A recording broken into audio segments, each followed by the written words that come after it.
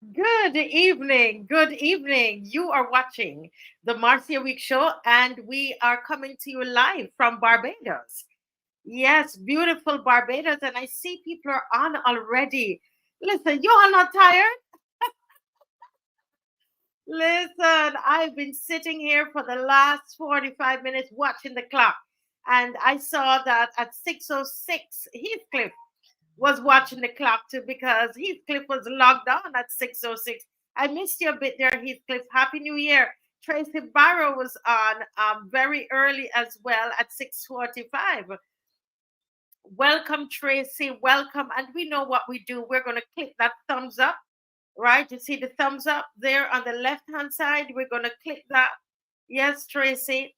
And there is Sir Alfred Benjamin from Brooklyn. You're going to click that thumbs up, guys. Everybody that's on right now, it's a pleasure to have you on. And I see your dedication. I see your hard work.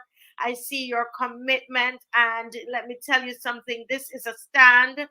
You are standing for your country. You're standing for your nation. It's not for anyone. And, it's not even a stand against anything, but a stand for your country. You're standing for what is right. You're standing for Barbados. And you are the loyal sons and daughters that will be loyal to your country, come what may. And that's what Sir Alfred Benjamin, who is in Brooklyn. And that's the thing about it. I just want to commend you all, every single one of you, those who are in the diaspora, those who are in Barbados, who are living in Barbados, and we're living under it. But just to see the support from the diaspora is very, very encouraging. And I want to encourage you to keep pressing. People are going to say, it seems like you're all so critical. Let them know it's not that you're critical. It is that you love your country and you're seeing things that are not working well in your country. And you have a sense of national responsibility because there's no opposition. There's no formal opposition. And therefore, as citizens, you are going to pick up proverbial arms and you're going to stand up for your country and you're going to fight for your country. And that is what you're doing. And today I was sitting down and I was thinking about you all. And there was a time when we would say, Barbados, wake up. But I believe Bajans are up now. They're sitting up in that bed. They are up, they're sitting in the bed, and they're ready to go. And I want to say to you, keep the pressure on. Use your social media like you have been doing. I see you up there and you're fighting. And you're fighting for your country. And you know what is wonderful? I think that people are catching on to this non-partisan approach. Because at the end of the day, BLP will come, DLP will come, and they will go. They will come and they will go, and the third party will come and they will go. But your nation, this strong nation remains. And it's a time we send them all of these political parties, send them a message. And let them know that you put country over party. Let them know that you put country over party. You are a set of Barbadians that will place country over party. That is the kind of patriotism that Barbados deserves. When you look and you see what Barbados has done for you, some of you overseas, and you see what Barbados has done for you. And that is why you log on to this program. It's not because of the panelists, but do you know there is something more? And you can see something on the horizon. It's a new year. We're in 2024. And I think you're getting a bit tired of this all right now. You're a bit tired. I see you coming in. I see you, Nigel. And Nigel is going to be on here talking about governance. educating on governance. And that's why when you come on, we ask you to like. There's a thumbs up button on the that's right there on the YouTube channel. Like it, click it. Please, everybody, take a moment, because when you do that, that's part of our fight. Because we're not fighting with sticks and stones and all these physical weapons, but we are intelligent. We're using our brains. We're using social media. People are creating videos on their own. And this is what I say, this opposition that you are seeing here, you can't box it. You can't put a color on it. You can't say it is that color over there and it is these people over there. Because this opposition, it's all over. It's like ants. We're like ants. We're all over the place. As you put down one set, another set rises up. Because the opposition consists of the 280,000 people in Barbados. And when we stand up and we say yes to something, how dare them tell us no? When the 280,000 of us stand up and we say no to something, how dare them say yes? And that is what is happening. There is courage that is happening in this beautiful country. My people are standing up and they're being courageous, and it's beautiful. And I see our general is there, and as he's setting himself to come in, let me just say good night to Emerson Bob. Yes, from the UK. And that's what I'm talking about, Emerson. There is a grit and a gusto that is coming, and a courage from our diaspora. They are fighting back and they're saying, we want back our Barbados. We want back a Barbados with not homeless people strewn all over the city. We don't want a rundown Barbados. We go into town and Barbados look rundown, I tell you. Grass growing, you hardly find a place to park. The roundabouts don't look good. The place don't look good. It run down.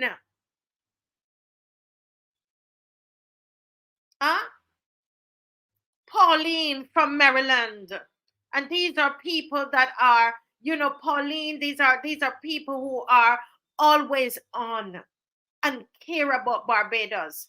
I've had people in the US who call and say they cry over Barbados. That's us. Don't let them label us and tell us who we are. They love to do that. Don't let them label us and tell us who we are, that we're troublemakers. No. We're patriotic. We are loyal sons and daughters of this soil.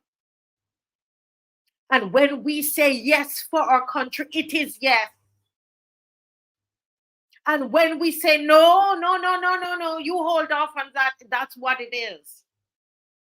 And that's what this program is all about. We're not about pushing any party. I can tell you, rest assured, someone called me today, and I wanted to rest assured that I am not a member of any political party. And this Marcia Week show is not part of any political party. And we choose to remain that way so that we will always have Barbados at heart. Yeah. So that Barbados will be the central, will be the focus, the priority, and not what we are looking for individually. Not what it is, what we want. Not what we are hoping to achieve. Yeah. So I just want to say good night to everybody who's on. Rhonda Paris, Joy and Faith, Queen McClean. If I miss your name, it is just oversight, okay? Or you might have come in and I didn't see you, but we respect your time. We do. I see the as I said, the general is there, and I call him general, because this man, he would, well, regardless of what the schedule is, regardless, and I thank God for his wife, and his family, because regardless of the schedule, Mr. Franklyn comes on here unselfishly. And I'm so happy that this is his home. I am so happy that he has a place where he can come, and he knows that he can come and share with us. I wanna welcome Dewdrop Walrond, Llewellyn Eiffel, Rhonda Paris, Sharma E. Grant Melville, Richard Mears, Pete Wayne, Nigel Newton. Nigel, one of our opposition that's on almost every night, and he's going to be doing a special presentation on governance. Mystic Angels, Serlene Clarke, ND, Rachel Thornhill, Jack Murphy, Springtime, Emerson Bob, Square 4, Pook Spin, Pauline Maynard, I called your name already, Loyal Daughter 66, Judith Ann Clarke, hi, good night, Steve Moore, and Steve again from the UK. These people in the diaspora serious about their country. Yes, Pamela Edwards reminding us that the 280,000 of us, we are the employers. That's the concept. That's the understanding. So when we say we are the opposition, as I said, somebody called and said, so which political party are you aligned with? No, none.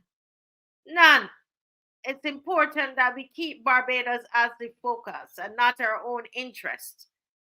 Yeah, for once. Let's put Barbados as the focal point. Yeah, Rachel Thornhill. I said her name already, right? Charles Atkins, Glenn Griffith, who gives us the jokes all the time. Oh Lordy, I love to laugh. Adrian Hines, welcome. Rhode Island, you see what I tell you? The people in the diaspora, they're not playing, and they're not going to sit down. And this is a message that all of these political parties need to understand. This is a different Barbados. We have grown up. The colors don't matter to us anymore.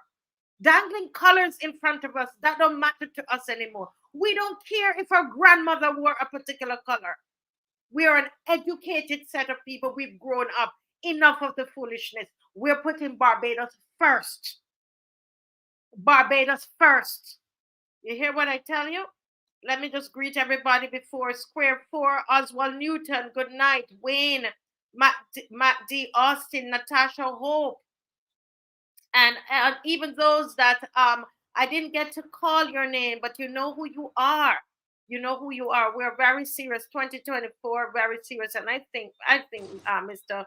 Caswell is ready. Good evening, sir. Good evening. Good to see you. Good night. Good night, all. Thanks again for having me, Marcia. I tell you, I thoroughly enjoy these programs. So I don't see it as a chore. If it's anything, it might be a duty, but never a chore. And I do it for the love of this country. Somebody has to speak out. Somebody has to make people aware. And I'm not the only one that is aware. It is just that sometimes people are afraid to speak out. I am not. I never have been, and I don't think the time will come when I will ever be afraid to do so. I don't know. I was made differently. It was the Lord's will. I just followed it. Somebody just wrote in the chat, it says Barbados is going cashless. I must correct him. There's a difference between cashless and broke. Barbados is broke. That's why we have to go and get so many loans from so many different places, and committing future generations of that have not even been born yet to debt. And I'm seeing my great grandchildren paying off this. I'm paying toward this debt, not even paying it off, because I mentioned the other night after the show we were talking, and I said, Jamaica went into an IMF program in the 1970s when it was at school. Jamaica is still there. The the IMF for these poor countries like ours is a debt trap. Yes. And when politicians go without the necessary skills and ability to run the place, only have the desire, that is not all you need. This like right now, this government has more ambition than ability, and they do not know what they're doing, and they're running us into the ground, and they're making us international mendicants and beggars. It looks bad, when we talk about pride in industry. We just gotta say industry and industry because and not even much industry now because certainly they're not showing any pride. You think how we feel when every time I look at some international news, I see our prime minister out there telling people, but Barbados needs help. We begging for assistance. Look, we gave you a country to run. If you knew that you could not manage it, say so and move on. We the last administration they were put in the scales and found wanting. And as a matter of fact, they were put in mostly the BLP scales because the BLP was the biggest judge, and they were out there saying everything and trying to give people the impression that the Democrat Labour Party was incompetent and they're not capable of running this country. They have now shown that they're even more incompetent than the Democrat Labour Party. I'm not saying that they weren't incompetent. I'm just saying that the Barbados Labour Party topped them. And it is shameful that right now they're actually clinging into power without any roadmap for this country. All they figure, well, look, we're going to commit this country to a lot of debt. I'm going to retire from the parliament, and then it's going to be somebody else's problem. They are not forward thinking. They do not care about the people of this country. They just want to be in office.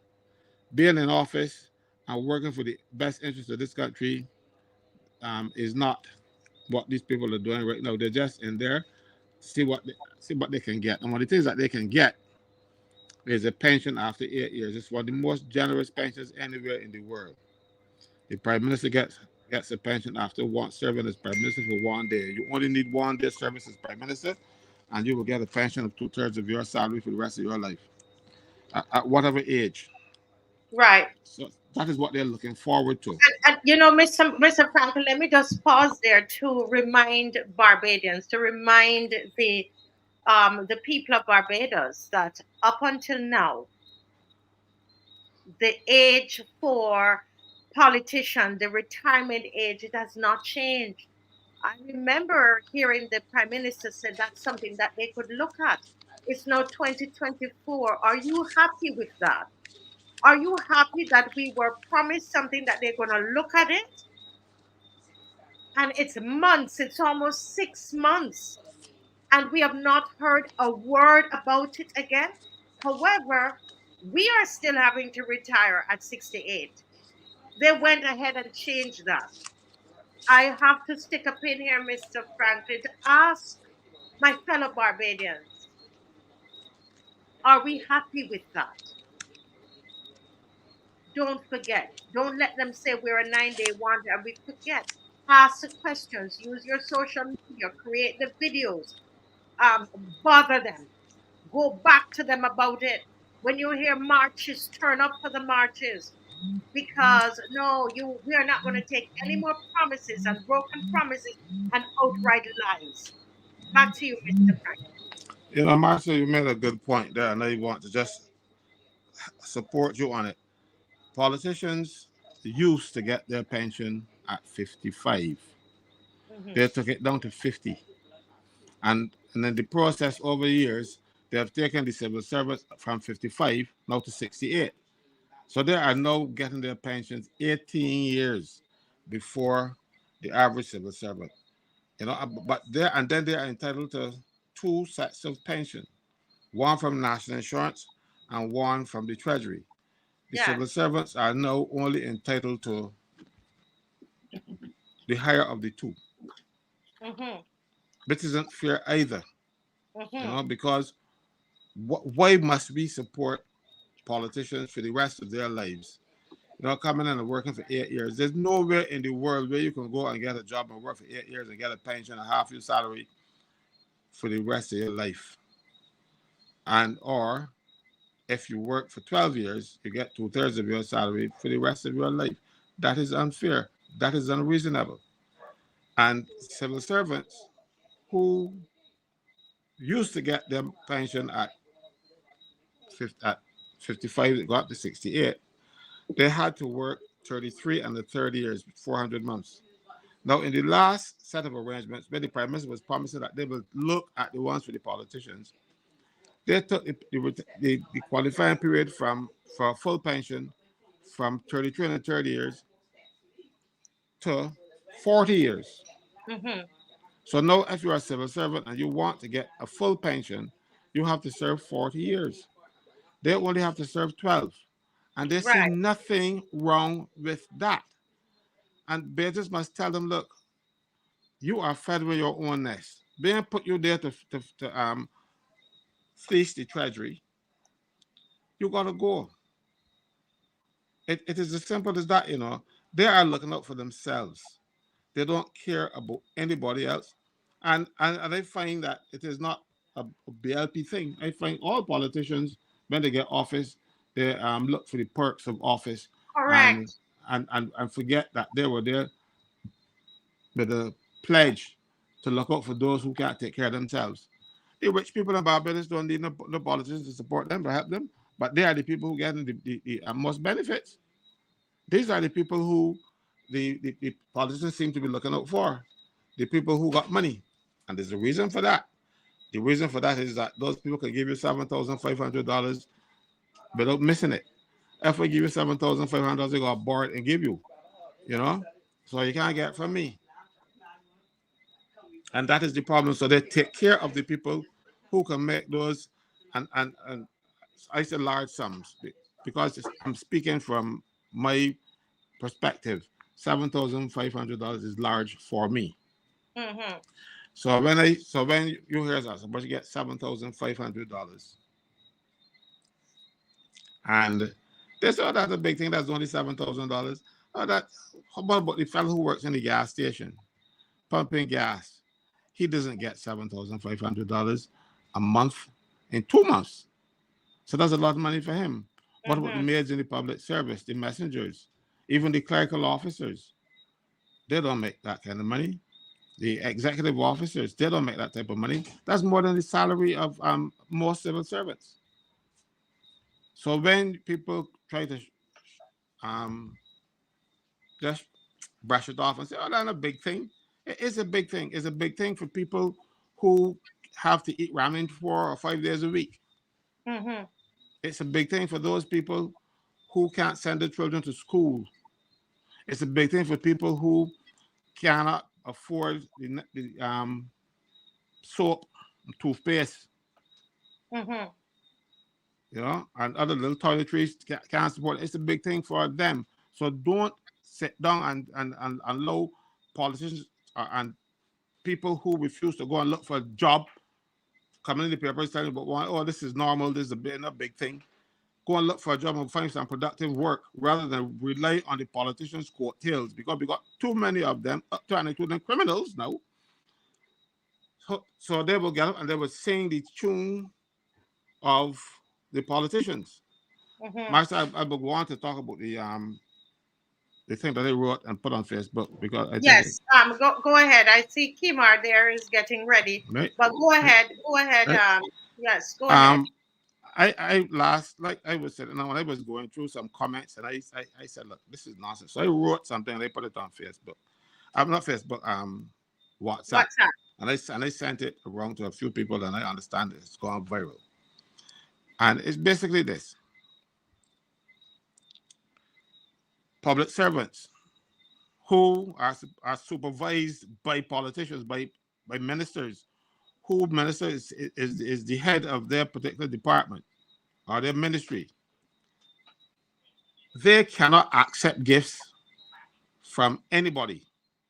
If a permanent secretary, his deputy permanent secretary, admin officer, clerical officer, senior clerk, anybody takes a gift from anybody unless that person is a personal friend and because I can give you something for Christmas, I can give you something for your birthday, whatever. But unless it is something like that, you have brought yourselves in line for disciplinary action up to and including dismissal from the public service.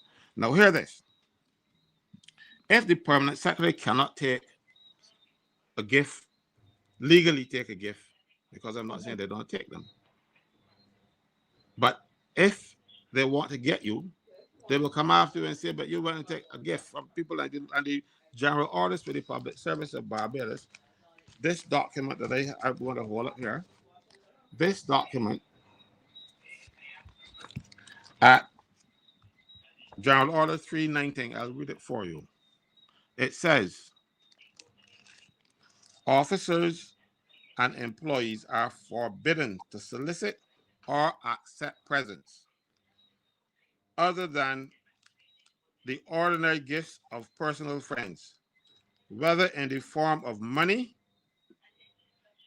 goods, free or reduced passages, or other personal benefits, and from giving such presents. So you can't even give them to people that you do business with in the ministries. So if you are in the ministry and the permanent secretary, you accept a little gift from you, the admin officer, the clerical officer from National Insurance, who helped you get your national insurance pension quickly or something like that, and you give them a little donation, that is an offense for which you can be dismissed.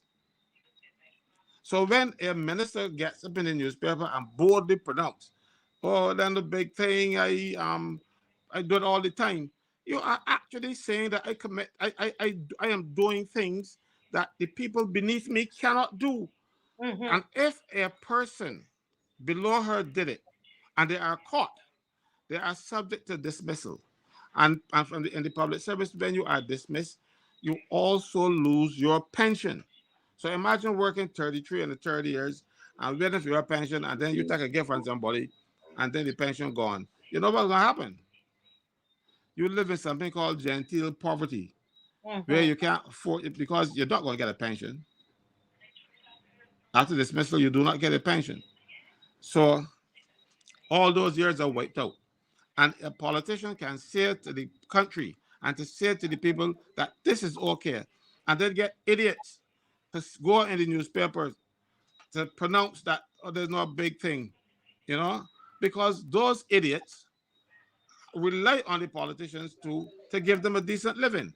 Now, if you set up a business and that business is not one that can provide for you, find something else to do. Do not go and rely on the politicians and sell your soul, because that is what is happening now. I heard, but I didn't listen to the calling program myself. People call me and say, "But Caswell, this on the program, saying this on the calling program and stuff," and people are making excuses. There is no excuse. If you are supervising people in the ministry, you are responsible in the ministry. You are the minister, and your permanent secretary cannot do something, or he could be dismissed for it. Then why should you be allowed to do it? Why should you do it? Especially when you get up and you make all these noises on the pasture and at the political meetings to say, "Oh, we're going to stamp out this, we're going to stamp out this, we're going to stamp out the third." This, I am waiting on the Prime Minister. The Prime Minister needs to come out and needs to say something very quickly. She cannot sit down and hope that this thing will go away, because it will not go away. This is nothing short of corruption. If it isn't corruption, I don't know what is. I would have to get a new definition. But until such time as I know what corruption is, unless they change the law and change the rules and give everybody permission to do this, I will have to stick to the position I have. I well remember many years ago I worked in a government department that dealt with commerce, and at the end of the year, most importers would bring gifts to the department, and substantial gifts too. Yes. And I remember, my boss used to look bad because he used to get so many gifts. So he would take time off, he would take vacations at that period. And then one day, then the office was like coming just like a day or two before Christmas. He would come in with some massive bags Mm-hmm. and collect these gifts to take home. I didn't particularly like him. So we used to store them in the cupboard and wait until he come. But that day, that particular day, when he came, I had to give him away all. I went downstairs to the National Insurance office and they gave everybody one. you know. So when they said, "But you carry the boss things," I said, "Let him go and report me for giving away his bribes." It was a simple. I said, let him go and report me to the commission and get me dismissed for giving away his bribes. He would have to declare that these were bribes and that I gave them away. Never happened. He just didn't like me a bit more, but he went home with empty bags because he could not lay claim to them legally.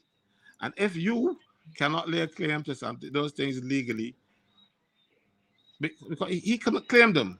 But now we have politicians who can claim them and say, "Yes, it's my check, look my name on it."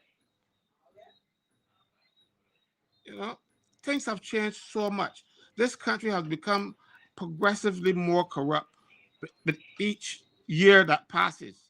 Now, this administration is probably the most corrupt administration ever in the history of Barbados, probably speaking since slavery. I don't know any administration that was more corrupt than these. I am not saying that the other people were saints. I'm saying that they just don't care. And they feel because we have 30 seats, we are invincible, and they become so arrogant that they can do things that are wrong in plain sight and hope that nobody, mind you, but this case, it was not in plain sight. But they will hope and figure that nobody will object, nobody will say anything. This was not in plain sight, however, because we only found out because it was a fella, a thief, broke in. And he did like me. He took up those people's bribes. I took the bribes that they gave him away. And they cannot punish me. But he broke and entered to give away. That's the difference between him. I didn't break and enter. I just took what he covered and gave to everybody who passed through. And I gave them one. Yes, Adrian,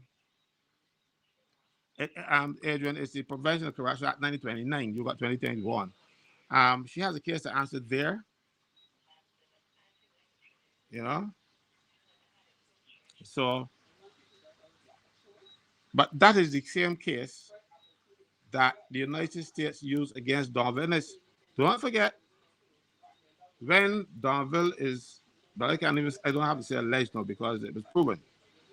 When Donville received the money from ICB and allegedly from Tasker, because Tasker is still fighting his battle, that money, the Americans deemed that to be money based on a corrupt scheme.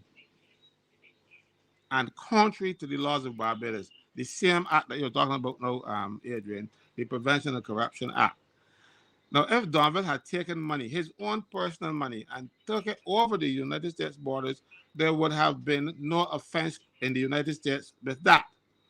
However, the Americans determined that because this money was done through bribery, that's a crime. And when you bring the proceeds of crime over the borders, you are committing an offense. The only thing that Santia did not do that Donville is accused of done is take it over the border. She kept it here.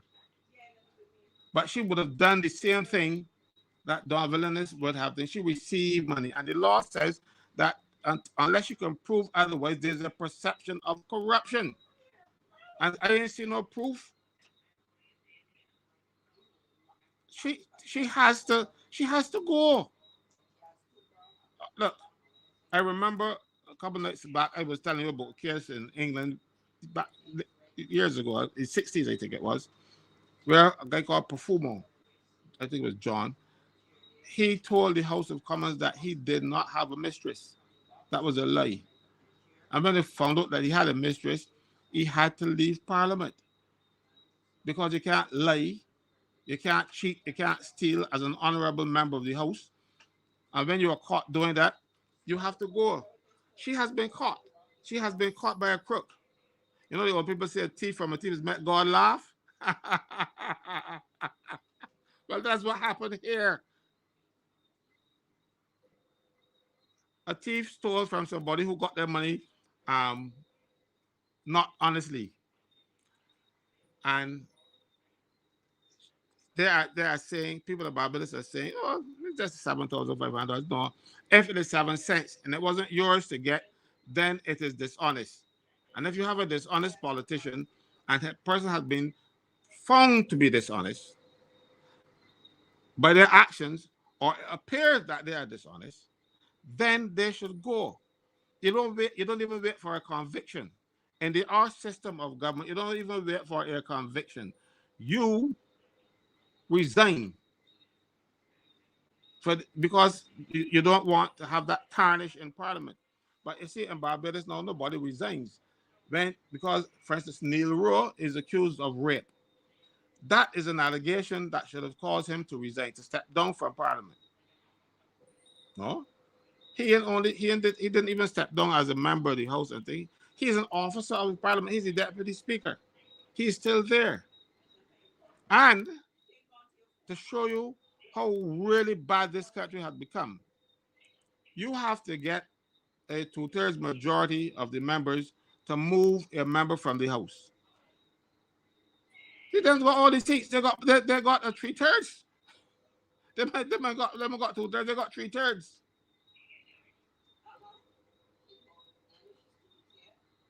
Right? They got all. They have all. So they can easily get 2/3 and take him out. But why are they not doing so? It can only lead me to speculate that there might be others who cannot vote against him because he will talk with them. Something must be wrong that they cannot do the honorable thing and the decent thing. Since he refused to resign, they should take him out.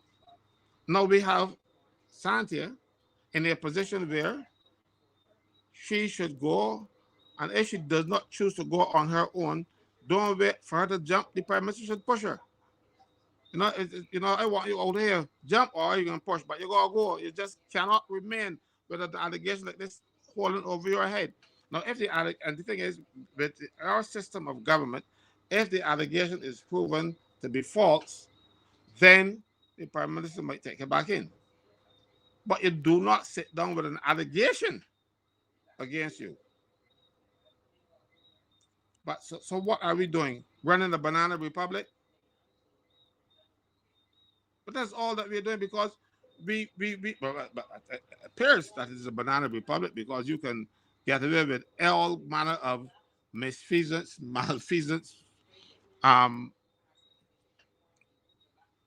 misconduct, and nobody wants to say anything.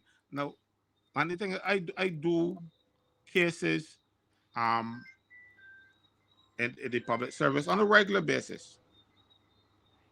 And I go and defend civil servants who have been accused of breaching the law. According to these general orders, we had two teachers who they had them on trial, and they could have been dismissed for running in an election. They weren't taking nobody money. But if they did, it wasn't made public. Right. And they brought charges against these people. I had to go and defend them. And having done so, they were charged under General Order 318. The next one is 319. 318-1, 318-2, and the next one is 319. So they cannot go look far to see the rule that she broke. So the rush and take those two people and trial for their jobs. Mind you, I argued for years that that provision in the general law was unconstitutional. It was proven to be correct eventually, but the fact remains that it was there in the general orders, and they were brought up on charges, and Okay, they are not. 1 second, Mr. Franklin. Someone is saying to come closer to the microphone so they can hear you clearly. Okay, well, this is better. Yeah, keep going and we will see. Is I it was going on? hearing you clearly. But Pete Wave 36 is saying that they couldn't hear you properly. You know, they want to hear you. Right. Well, okay. You know, so if you know enough to bring teachers up on the general orders, then you got to know the next general order is wrong for public officers. And if it is good for the goose, it's good for the gander. If it's wrong for the goose, it's also wrong for the gander. And this goose ended up with $7,500 and holding her head high. There is no reason in this world, that she should walk with her head held high. None. Not what has been proven here, because let me tell you something, and I'm not saying that it was a bribe. All I am saying is that it looked so. Right. It looked so. And simply, and I can tell you why I think it looked so. That company does work for her ministry.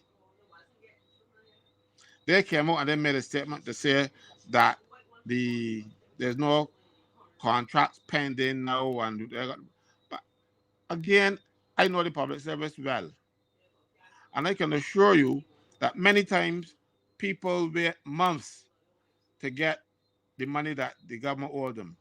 So this could look like that I now get the money so I can give some. So you see, that's what it looks bad. It looks bad. You know how many times people, and you know this government don't like to pay. So eventually, when you do get some money, you pay out some, or it could be work coming up. So hold this, So when we put in my bed, you know what? So it looks bad. You Yeah, cannot. and as you said, it's the appearance of it, and that is Yes. why the law is in place because of things like this. So then, she would have to go to court and prove that. But the law is up in place because they don't want this kind of appearance. You know, and what bothers me is that people who supposed to be intelligent, and they said supposed to be. So I have to go back now and decide if I can still go along with that supposition, because they cannot come out and defend this. The prime minister should have been out by now, because mind you, this thing about the court a couple of weeks ago now is the guy tried to cash the check on the 20th of December. He got caught, and quickly thereafter, my man was before the courts. You got people who got 5 years in cases and then get in court yet. Know what I mean? So Right. that's So what I'm telling you. That's why I'm telling you that everything about it seems to be wrong. I am not saying that the man should thief anything. I am just saying that if he didn't steal it, we wouldn't know that these bad practices are going on. And we could be not that we wouldn't know, we wouldn't have any proof that these bad practices are going on. So while he's a thief and he should be sanctioned for his stealing, he should also be thanked for showing up. He's like a whistleblower. You know, yeah. he he brought to the fore, he brought to people's attention that all is not well. Yes. And And there's nothing Mr. like Frank, proof. you know what? Also, it says to me that there's an unseen hand that is doing some of this exposure, and we just have to, when it's given to us, we go ahead and look at it. It's like the unseen hand is telling you, look, something is wrong here, because I can imagine it's a thief that is causing this discussion here. It doesn't even make Yes. sense, right? But the master said to the thief next to him, he said, well, today you're gonna be with me in paradise. He was a thief, and he was one of the first to get in paradise. So you never know. Thieves serve their purposes too. All right. Yes. So don't worry about it. The thief served a purpose.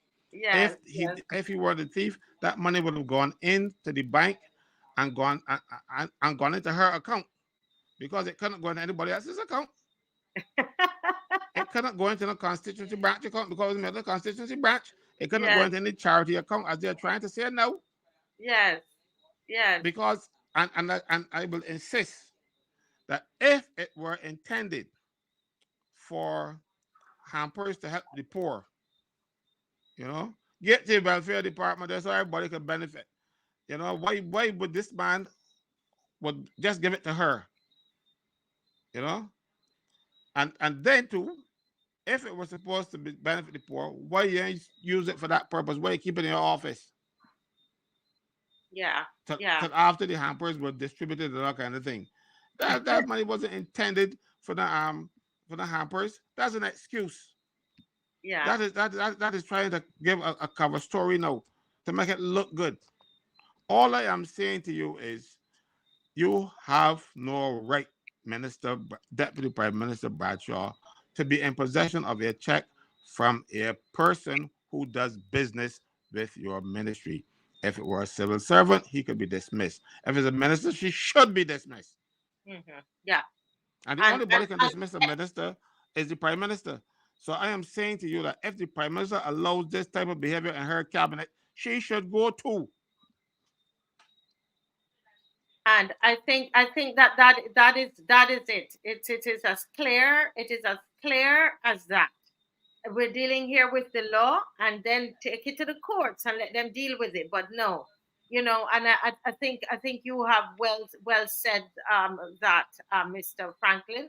And again, I'm asking the opposition, if you see the note from Mr. Franklyn, you will see Caswell Franklyn at the end of it.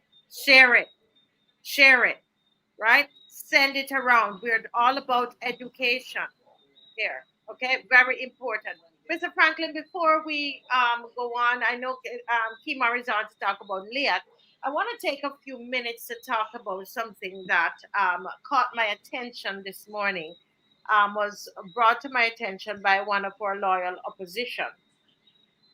And this is about the QEH hospital. So I don't know if you saw a note going around. Yes, And I did. yes, and I actually called somebody who is in the that industry, that ministry. Well, not the ministry, but it's in healthcare, and asked them, if it is really true that the hospital is full, and possibly Bayview to be full. So he was able to say to me for sure that there is it is there's an overcrowding. There are people can't get services at the QEH. So he was able to confirm that for me before the show. And the reason that is given, according to this thing that is going around, is that there is a serious outbreak of dengue, and which he was able to confirm that there is an outbreak of dengue. And he says, here I have it, when I spoke to him, he says a very serious strain. Okay. He said it's a very, very serious strain of dengue that is happening, and also of the other virus there. I don't want to call certain things over here. The one that we had, 2.5, 3 years ago. That and plus there are nurses who are either ill or on vacation, and that this has placed a level of strain on the public healthcare system never seen before. Now, I just, as I said, I tried to verify this story, Mr. Franklyn, and I was told by somebody in health that a lot of what is here is true. They did not confirm Bayview, but they confirmed QEH. And so the question is, as at the end of the note, the person is asking, where is if this is so, because on the show, Mr. Franklin, we ask questions. If this is so, the question is, where's the Ministry of Health? Where's the Minister of Health on this issue?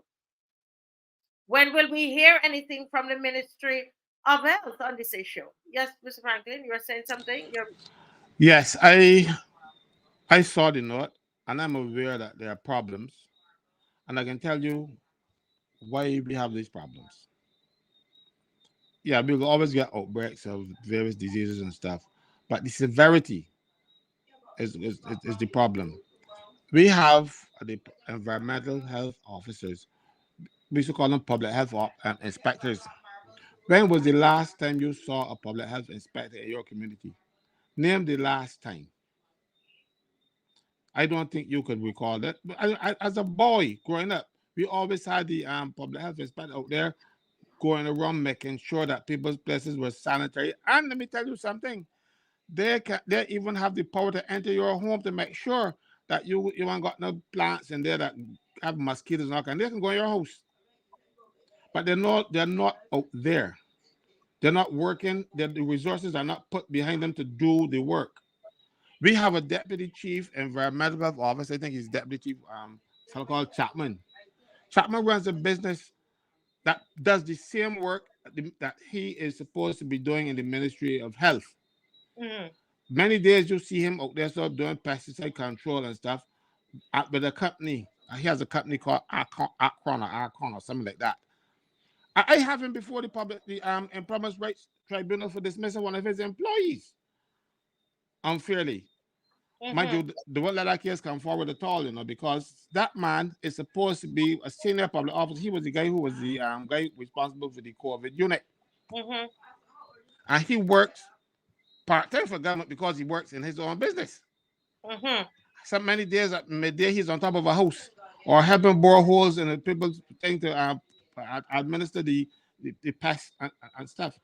We had an officer who alleged that the products that the government will use are not being used in by the ministry or by the ministry staff, and as a result they try to transfer her. I had to fight to block that too. So we have a situation where the people who are should be responsible for dealing with the vectors Mhm. engage in private work and not doing the government's work. And nobody is doing anything about it because this is well known. This is not something that is happening in the ministry and on the sly. The man runs a business. He has staff. He Wow. fired he fired one that came to me and I have the matter before the tribunal and they can't get a date because he has backing. So then because the tribunal, from my perspective, no, I don't think the land come forward. And the man's out there now for years trying to get Mhm, his case before the thing. So when you see, and then the government finding everybody to give money to influencers and all kind of stuff and not putting any money in healthcare. We had to um call up the nurses at Mr. Scott Polyclinic before we can get the place process for those people to work. Environmental health officers are upstairs in the same building, wow. not doing any work. We got resources to do the work with. Mhm. So there's a shortage of staff, It's um, corruption. and there's corruption, and because the person in the healthcare that I spoke with, we we're trying to get them on Sunday. He was saying yes, these are some of the issues, but there are some other issues as well where there's this mismanagement, there's a corruption, and there like in this case we have staff members who are not doing what they're supposed to do, and of course all of these we have all of these nurses that are leaving the profession. But Mr. Franklin, there is I want Dave to put up something on the screen here, because there is an article here, and the person who brought it to my brought it to me this morning raised a very important question.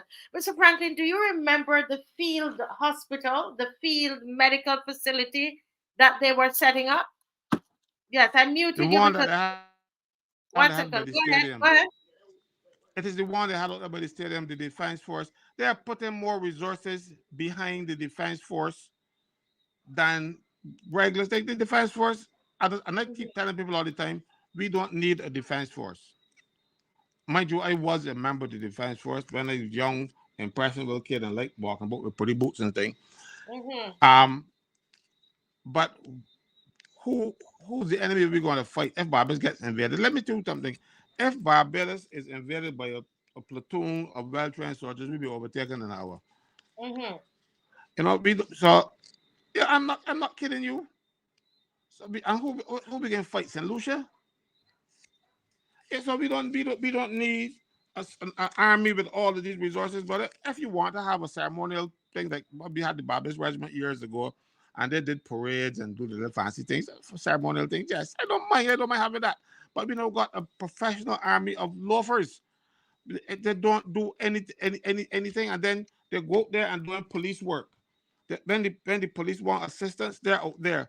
No, increase the ranks of the police force Mm-hmm. so that they won't be just be soldiers there and working part time when the police want them. You will have the police because the police need more people. Yes. Uh, Yes. so why go and borrow soldiers to come and work with the police when you can make the establishment for the police a little bigger? No, and they're wasting a lot of money. If you look in the estimates, you see the amount of money that they spend, but the defense force it's a crying shame. Yeah. And, and, Well, and things are suffering. We ain't getting but the health thing care. is, where is it now? And one of the things about it that they said, is that this medical facility, they said it was WHO approved. It was accredited. It was an accredited field hospital. It was only erected for a short time. Remember, and in actually this they said in this was in this year that they said that it was not ready, that it was not ready for the public to look at it, right? So the purpose of it, they said, was so that we are setting it up for a particular purpose. The article in Barbados today says we are setting it up for a particular purpose so that civilians could have a look at it.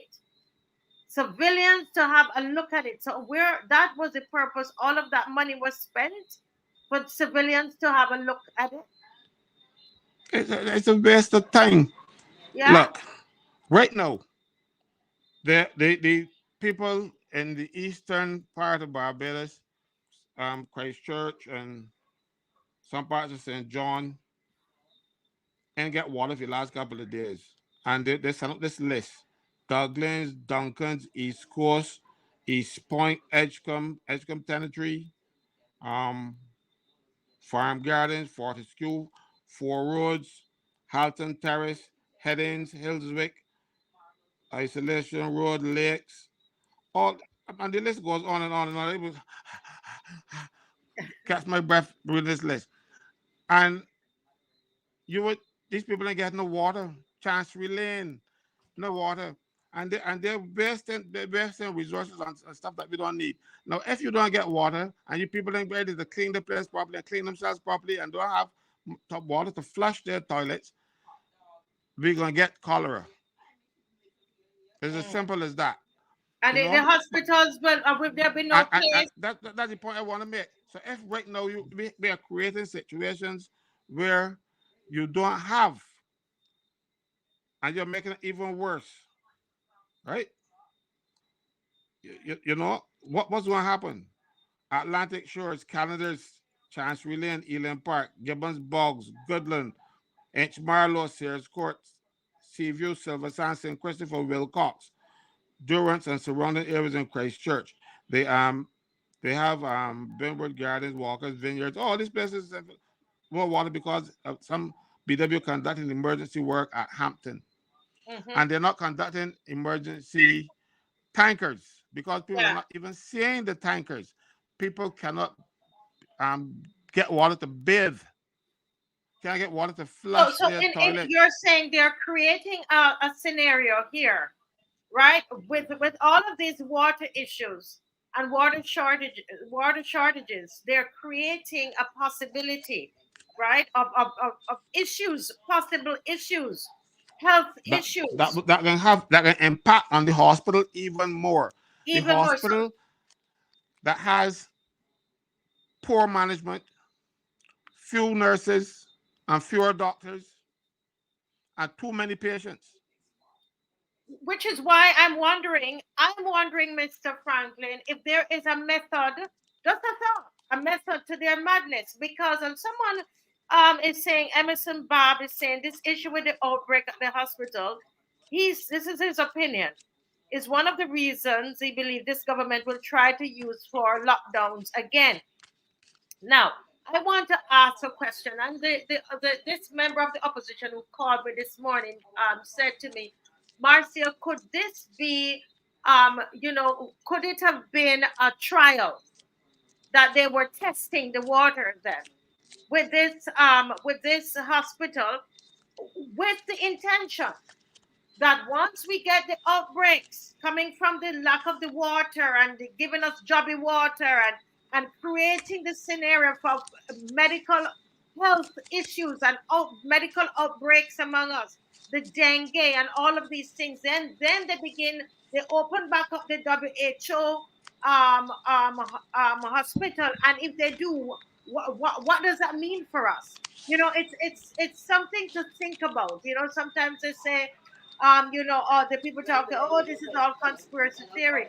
But you have to ask yourself the question, why would they open it up and say so the people to see it? And then they close it. We're getting some noise coming through, Mr. Franklyn. Mom, let me just check. Just please. Yeah. Yeah. So I don't know if anybody else have another thought. Could that be a trial? Could it have been a trial? What are they really up to? Is a big question that we need to ask ourselves. What are they up to? Is there any connection? We don't know, so we can only ask questions. What is the connection between this WHO?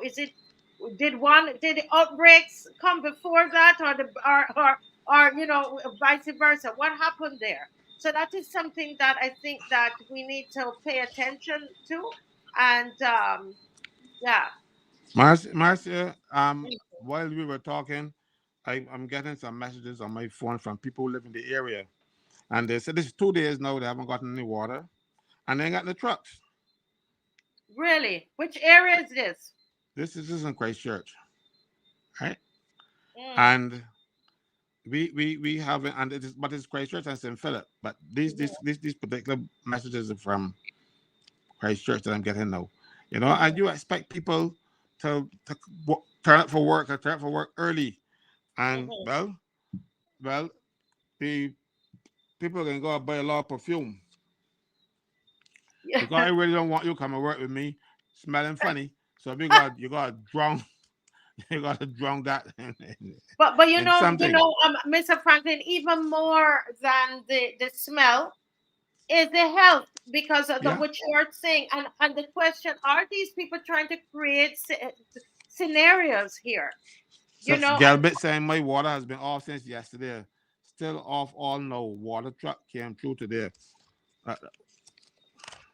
Yes, Galbit, this is one of the comments in the thing here. Yes. Yes. Because we having health challenges, health issues. We haven't a lot, and we got the trucks because remember they bought a lot of trucks. Why they're not taking them to the people? I don't understand what's going on. I like the one make me sick.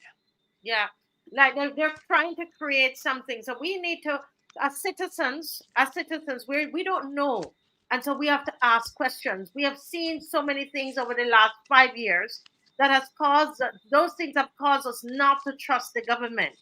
And with this field hospital, why did it have to be WHO approved? And this hospital, based on the article, based on what we read from Barbados today, is actually the second in the world to Israel. So it's Barbados and Israel. What does we are 280,000 people. Why we need this hospital here?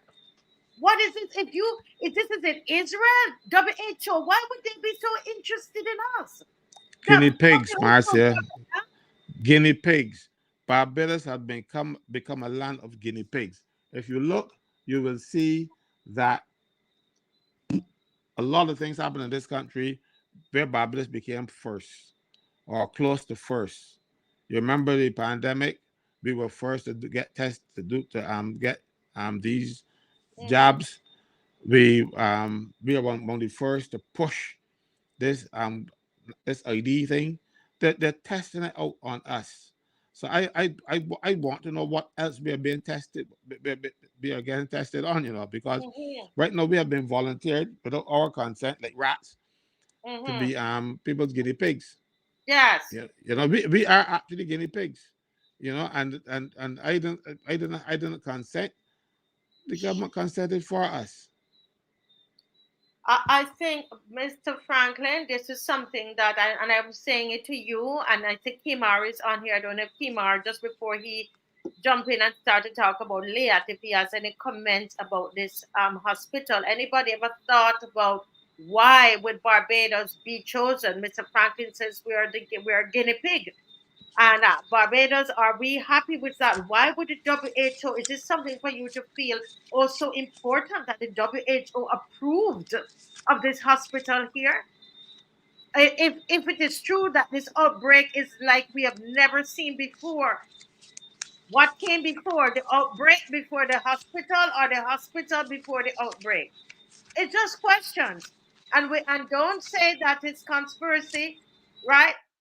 Do your own research, because I cannot for the life of me understand why the small island, 280,000 would people would be the second country in the world to have this Mars facility. Mars said 280,000 people are called a control group, Mm. right?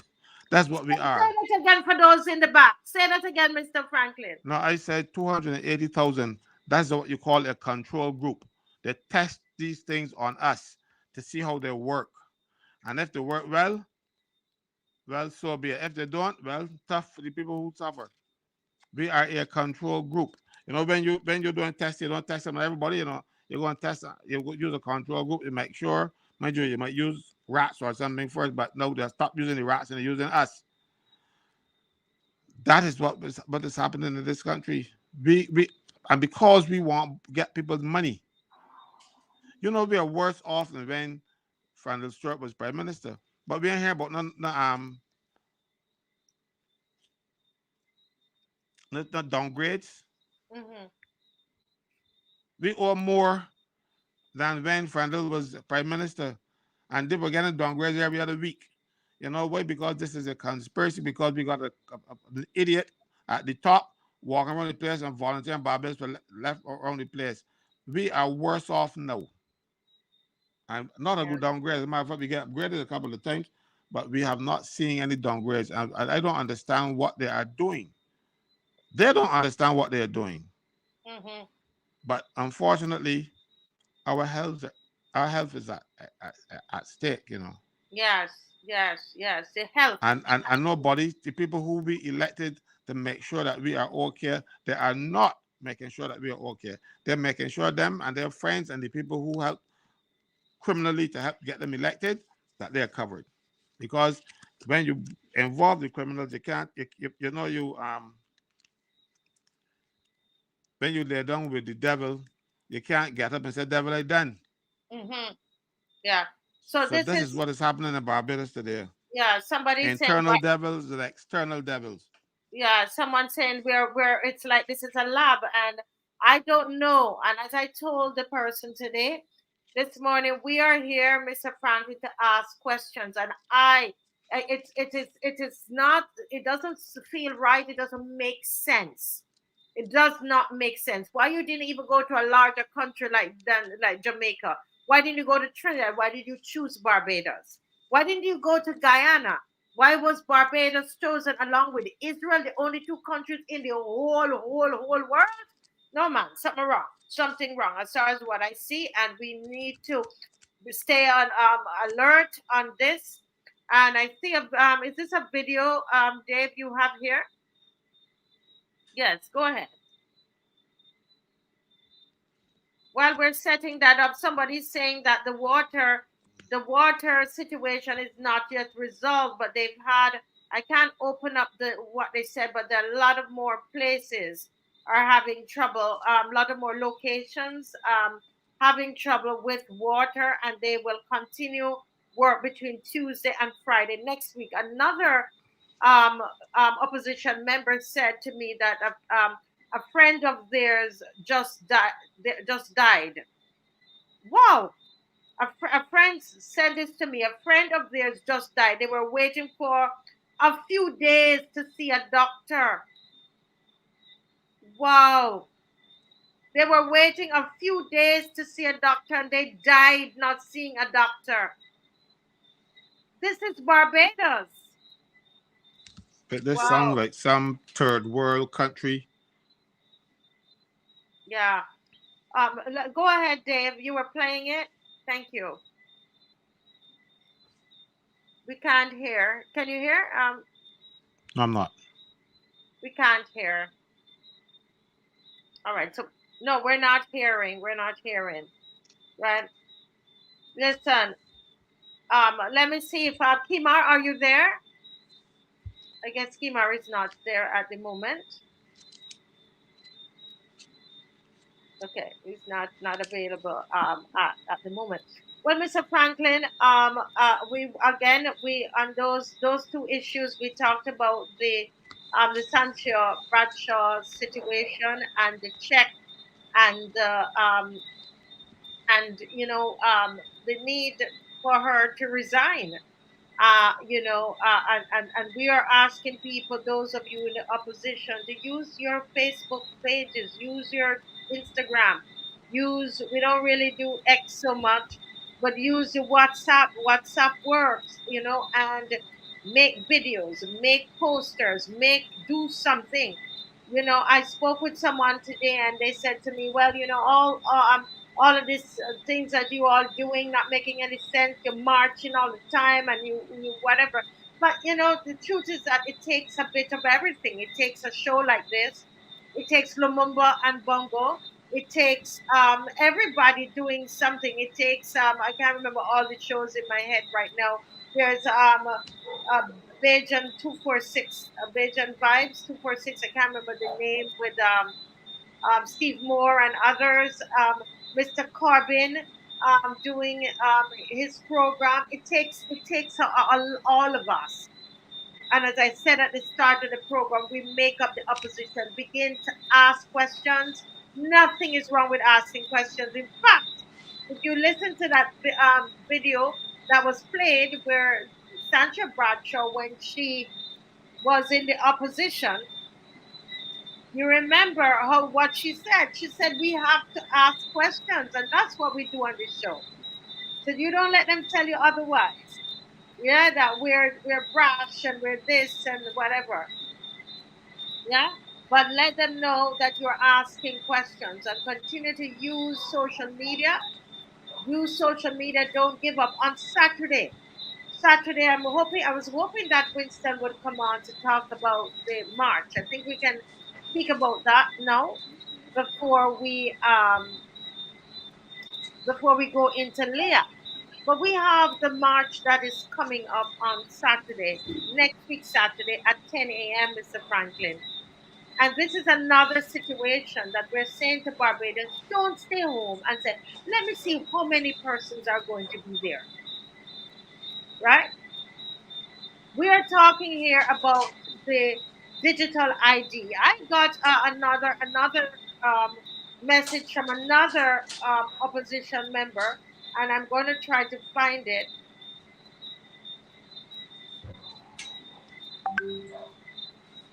I'm gonna try to find it.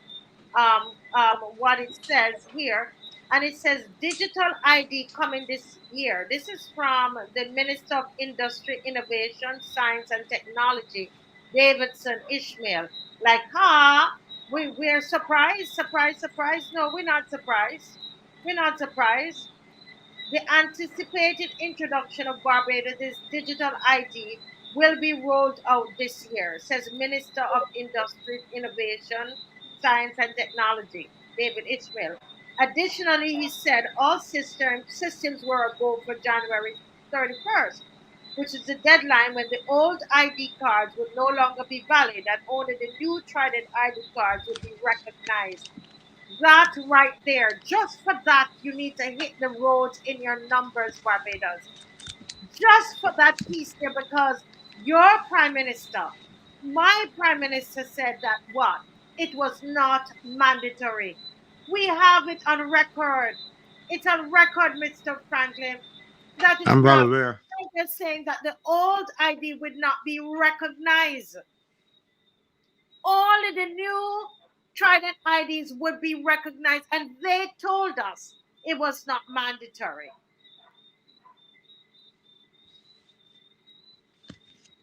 And look at what is happening. And that is why we are going to be on the streets on Saturday. We need to register this. You don't take this like this.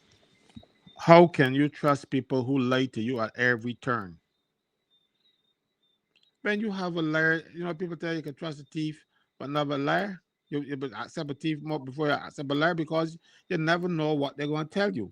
Fellow might want to thief your purse, but fellow who come and lie to you but steal anything, your reputation, anything at all.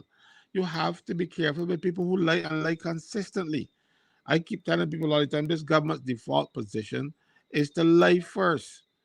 And then when they realize, oh, there's no need to lie about this, they're going to tell the truth or some of it. Don't even tell all. These people have said that this Trident ID was not mandatory. And that was in the response when the Jamaican courts had ruled that it was unconstitutional. So they say, no, it is not unconstitutional because it is not mandatory ID. They lied to the people of this country and they lied. Look at this ID. You really feel that this was one of our innovations that we came up with this? No, indeed not. We are being tested even with something as simple as an ID card. They are using this to test their systems. They have it up and ready. I do not trust Barbados' technological abilities to keep my information private because ever so often you hear that there was a hack at, but almost every government department that got a computer got hacked. I do not know of any government department that was not hacked. Probably not, well, at least not sanitation. I don't think they hacked them, but all the rest they got hacked. So why are you trying to force this on us without even the necessary safeguards? Because you have a deadline imposed outside of Barbados when the people travel and they get their instructions, they come back and put them on us. And they brought it in a situation where they didn't tell anybody they were bringing this legislation. This legislation will make you less of a citizen in Barbados than you are now. You can't vote if you don't get registered in this thing. There's too many things going wrong, and there's too many secrets that this government is keeping from us. They are working for us. We are not asking them for scotch in Barbados. We have our place here. We are the people of this country. We own this place, and we can't. So everybody can't do their own thing. So we put a government in place to run the affairs for us. And they are coming back every time and lying to us. They come back tricking us. They come back and not responding to us. They are taking the international community, the dictates from the international communities, on simple things that don't even matter. Shouldn't matter. But why they matter to us? Because people began some sort of kickback. And now we see with these 7,000 fights, I wonder how many 7,000 fights we get to implement all these things on Barbados. Are we getting the loans so easily because we have volunteered to be guinea pigs? Because these international loans are never given so easily and not so fast. Something is wrong here. I Yeah, want to know definitely. what it is. Definitely, and it's time. It is really time that we stand up, and this is why on Saturday, guys, don't say that I don't march and I don't know anything about marching, and I never, the sun is gonna be hot. It's not too hot now. It's January. Come on, stop finding excuse. Get out there. The numbers matter. Hi, Kemar, I see you there. Yeah. The numbers matter. The numbers matter. Get out on Saturday. Saturday at 10 o'clock. Be outside there with us. You know, come on out. Those of you who normally give towards the marches, please, know that all of these they have to be paid for. So we're asking again if any donations that you can bring it along on the march when you get there, as well as those from overseas who would normally send. We are willing to accept all donations so that it doesn't have to come from Mr. Franklyn alone. Please, we're asking for your assistance, right? Right, assistance. Somebody's asking. We have 489 person actually on, and some of you, I know the diaspora is very, very strong on here. But there are others of you who are on, and so I think that this is something that we need to be out there. We should not be out there with a few persons, not on this issue. Not on this issue. Tomorrow morning at 10 o'clock, those of you who are available, we're going to put out a Zoom link on my page, on the Marcy Week Show page. This is a Facebook page. So we're asking you to come on because we want to discuss the march and the protest march. 10 o'clock tomorrow. Winston will be there. And, somebody asking if a check is acceptable. Well, listen, if you're in Barbados It and doesn't have to be 7-5. well, it doesn't have to be 7-5. But listen, we are connected to a charity, and once you message me, we can tell you how to do that. Yes, that's how we do things properly. All right, no problem, no problem. All right, so let's move on. Kemar is here with us. Hello, Kemar, how you doing? Hello, good night, good night. Good night. Having some technical difficulties, you know how it goes, but um, you should be good now. Marcia, Caswell, Yes. the loyal opposition, very, very, very happy to be here again for the new year. Looking forward to the march next week, you know. Um, we're gonna come out drinking our bottled waters, trying to stay healthy, no jobby water. No job. What? Listen, can I ask something? Mr. Franklin, do you still have that bottle with the jubbly water on it? I have pictures. I don't have. I don't have Listen, it. make sure don't bring that to the march. But but we're gonna bring on. Go ahead, Kemar. Go ahead, Kemar. Yeah, man. So I'm happy to be here on a Friday evening. Happy Sabbath to all my Seventh-day Adventists, to all my God and Jesus lovers. Um, happy Sabbath to you. I hope you have a great uh weekend. I miss Pastor Ferdinand on tonight. Yes. Maxine, the others. Maxine Um, is gonna come on a little later, and I think Heather is joining us on Sunday. oh yeah, Heather. I Yes. haven't seen Heather on in a while. Good night to you, Heather. I hope you're watching from over and abroad. Um, and again, most importantly, the loyal members of the opposition who turn up religiously um, every night that we could do a show. You know, without you, the opposition would be nothing. So I just. I mean, I don't mean to get a little soft, soapish, and sentimental tonight, you know, but I just want to give some appreciation to my loyal people. And yes, it feels like family, you know, I really feel the love. And I think that we should let the members know that we love them all. You know, we Yes. appreciate them. Um, I know sometimes we may get a little busy and carried away, and you know, may not respond to people on time and stuff, but the love is not lost, you know. But we still individuals, we still have lives, families, and stuff to take care of. But our heart is for you, the people, and we really want to stand up and represent for Barbados. And we not only Barbados, no, you know, we're representing for Guyana, for Jamaica, for Yes. Antigua, uh, all over the world. So next thing you know, they might be calling us up at the United Nations to represent for the whole world. Someone is Right? asking where is Massacre Park? And right. So Massacre Park, Done by we Kensington. by Kensington, by Kensington. We should have said that on this flyer. Kensington. We assume everybody knows where we are, but it's Kensington Ocean Stalker. Okay. Yes. Yeah, but Kemar, we saw in the news about LIAT, and I know you did some videos a while back on this particular topic.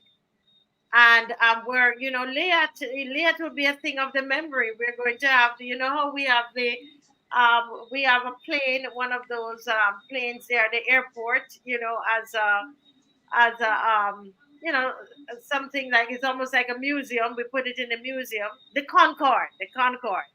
We're gonna must have a LIAT plane somewhere in a museum somewhere. I think that's the only purpose it's going to stand for at this point, because LIAT is gone. It's totally gone. And you had some thoughts on that, Kemar. Well, again, you tend to be very nice with it. I'm not going to be so nice. Barbados destroyed LIAT. The Prime Minister of Barbados. When you get the information that we're going to share on here, you will really see the depths of sinisterness in these people. How they destroyed LIAT for selfish gain, you know. And we had a member of the Antiguan Parliament coming out and chastising our Prime Minister in public about what they did to destroy that airline, right? But I always knew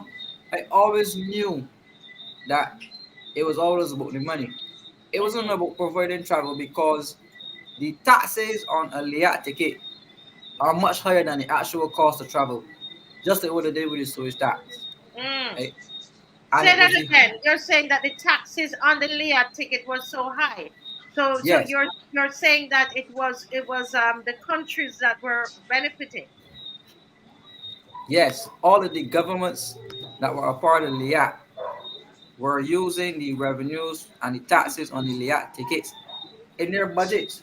So they met so many times agreeing to lower the taxes on LIAT, but then when they met, they never fulfilled because they used the money to fund their local budgets and stuff. So it was the Caribbean governments, these hard-headed prime ministers that we have, so selfish, and their greed, keeping these high levels of taxation on air travel, which actually tanked LIAT under, you know. It wasn't really that they lacked people or it wasn't anything like that, Hmm. right? So I sent you some stuff, Marcel, but my phone has gone dead now, so I got to, Oh, okay. Let me see if I can send them today. Go ahead and we'll try to work it out. yes. But the pilots on LIAT, Barbados, did not want to pay the pilots their fares due, right? And no, but not, it's not Barbados own thing, but the workers and because LIAT is based in Antigua, Yeah. right? So the Antiguan government was really and truly the ones liable to pay severance to those workers, you know. But because it is headquartered in LIAT, the Antiguan government was saying that they don't necessarily have to pay the workers. They were asking the governments, the respective governments, for real. For LIAT, you had workers from Barbados, Antigua, St. Lucia, whatever. So the Antiguan government was saying that each respective government should be responsible for the severance payments that were owed to the workers. And Barbados refused to take care of those workers. And the pilots actually had to protest so many times. They even went down to the parliament, right, to hand in letters begging the leadership of this country to at least help them. Those LIAT workers suffered for so long, right? And neither of these governments, neither the Antiguan one, neither the Barbadian one, refused to honor. Like I think St. Lucia was one of the only countries who actually stepped up to help in the time of need, right? But when you get to understand the role that me and MOTTLEY and Ralph Gonzalez again played in the, I can say alleged, because I don't want them to think, alleged sabotage. And they just quoting from Mr. Lennox Weston, who was the former minister in the Ministry of Finance in Antigua. He said that the demise of LIAT was purpose work and that Barbados intended, because there's something called a civil aviation agency that was based in Antigua, and Barbados wanted to move it to home, right? He's saying that was given, instructions were given to destroy the Civil Aviation Authority in Antigua with intentions to moving it to Barbados, right? And you can remember when Lisa Cummins was the tourism minister, right? They were talking about, and Kerry Simmons, they were talking about establishing a Civil Aviation Authority because they wanted to meet some type of international standard. So they intended to completely destroy the one in Antigua to establish it in Barbados. And some corrupt lawyer, right, who was in the meeting with those guys, and you're going to see all of the facts here. Right? I don't want you to just take it from my mouth, right? Some corrupt lawyer doing the bidding of the Barbadian government. And I want you to read what Mr. Wesson, Lennox Wesson was saying. I don't know if you can get it up, Marcy, and give me a time to put it up on my screen as well. If you could play, if it's possible that you could play that video right here to allow Yes, we're going to try to. Dave will play it now. He's going to try to play it. Just keep going. He's going to try to get it played. Yeah, but this is serious. Y'all can remember there was an airplane parked at the Barbados Grantley Adams International Airport that nobody knew what was happening with it, right? Gonzalez Sun plane. Oh Lord. Yeah. No, but we did not even get an explanation from the authorities why would a foreign plane be parked at the runway, right? That was supposed to be registered in Barbados, right? And they destroyed the old LIAT body, which is in 1974 LIAT. They established a new LIAT on the new funding arrangements, right? But the new arrangement, it wasn't brought about very well or good intention, right? It wasn't brought about with good intention, right? Because when you hear what Mr. Weston has to say about what Barbados did to destroy LIAT, it would open your eyes. It would open your eyes to the wickedness that exists within the government of Barbados, and particularly the Ministry of Tourism at the time, right? So Mr. Kerry Simmons has a lot to answer for as well in relation to this LIAT business.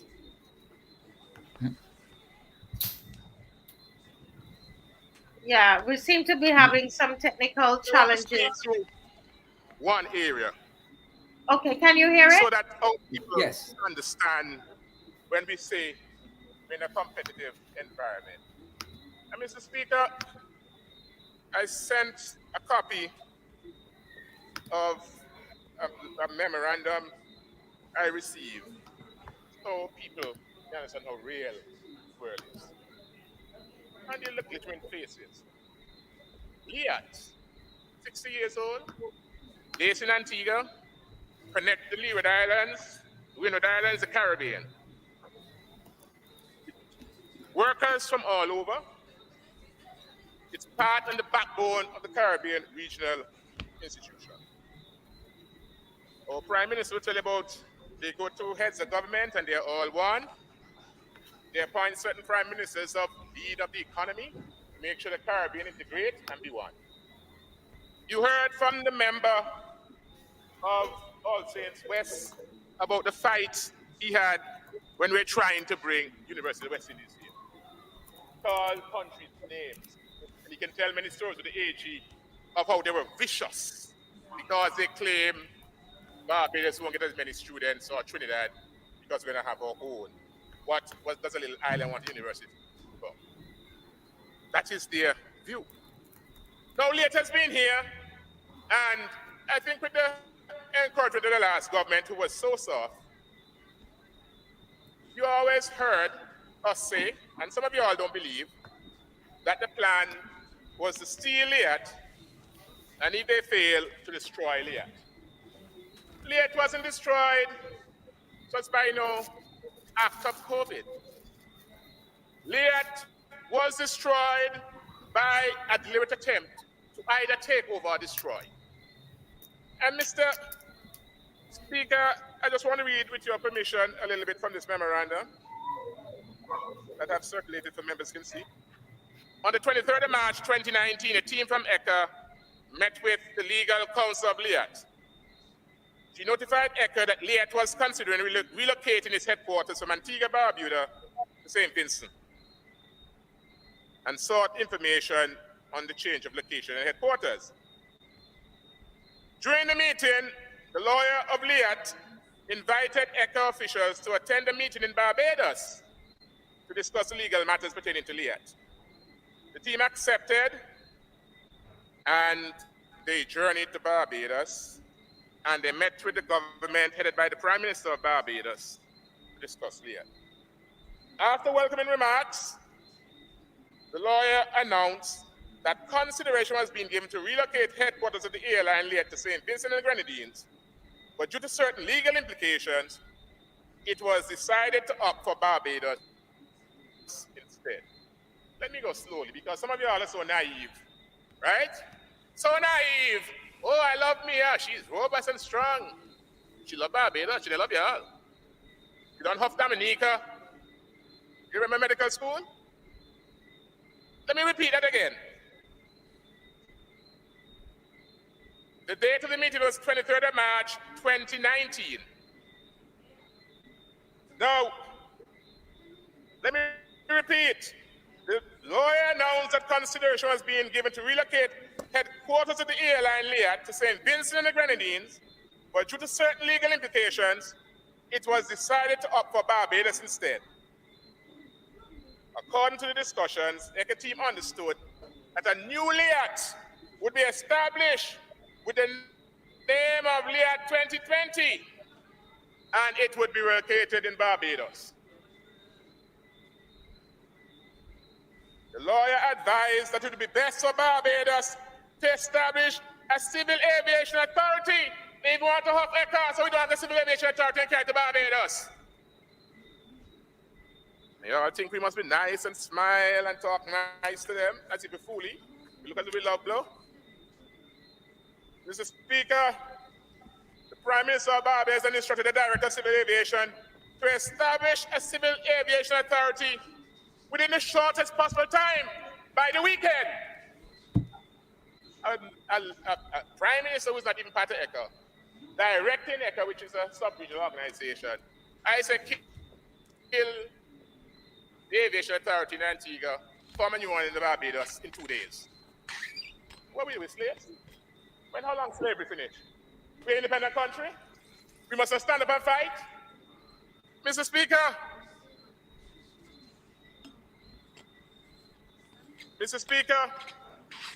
when that failed, because the Prime Minister and his directors of LIAT said no way, they used their majority position and their management not only to bankrupt LIAT, but to try to liquidate. Straight up, 700 workers. If we shared the burden, it would not even cost us more than $1 per month to get LIAT back in the sky.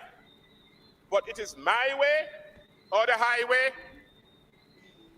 We are out to destroy Antigua and Barbuda because some of its citizens so hate the government and so hate themselves, they'll even join with a foreign leader to destroy their own country.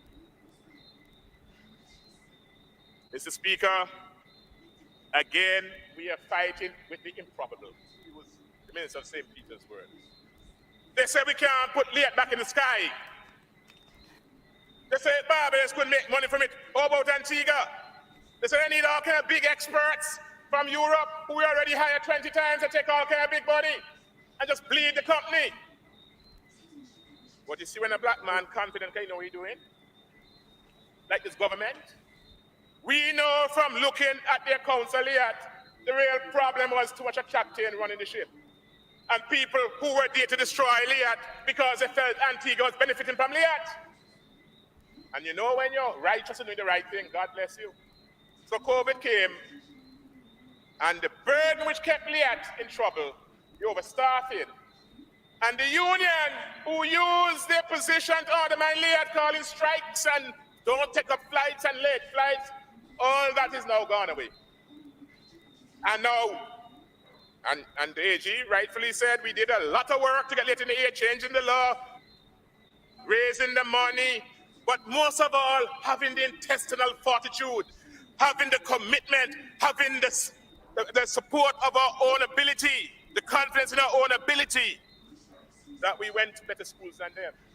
We beat them in class all the time. We're brighter than them. The economy look better than them. Our economy perform better than them. So how come we watching them?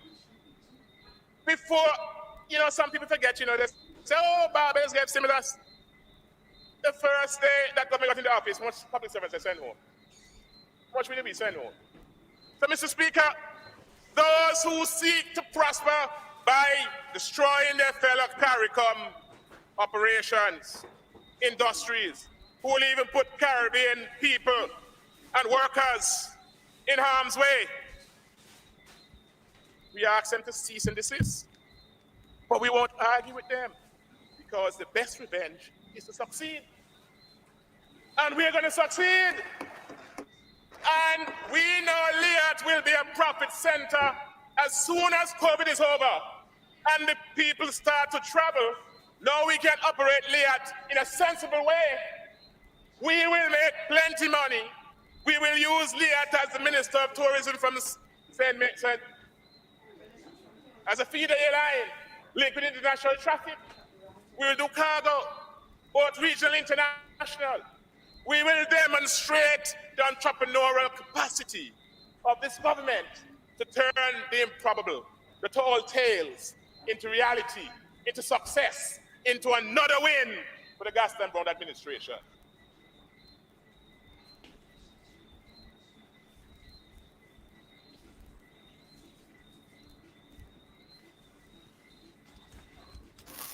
Hey, hello?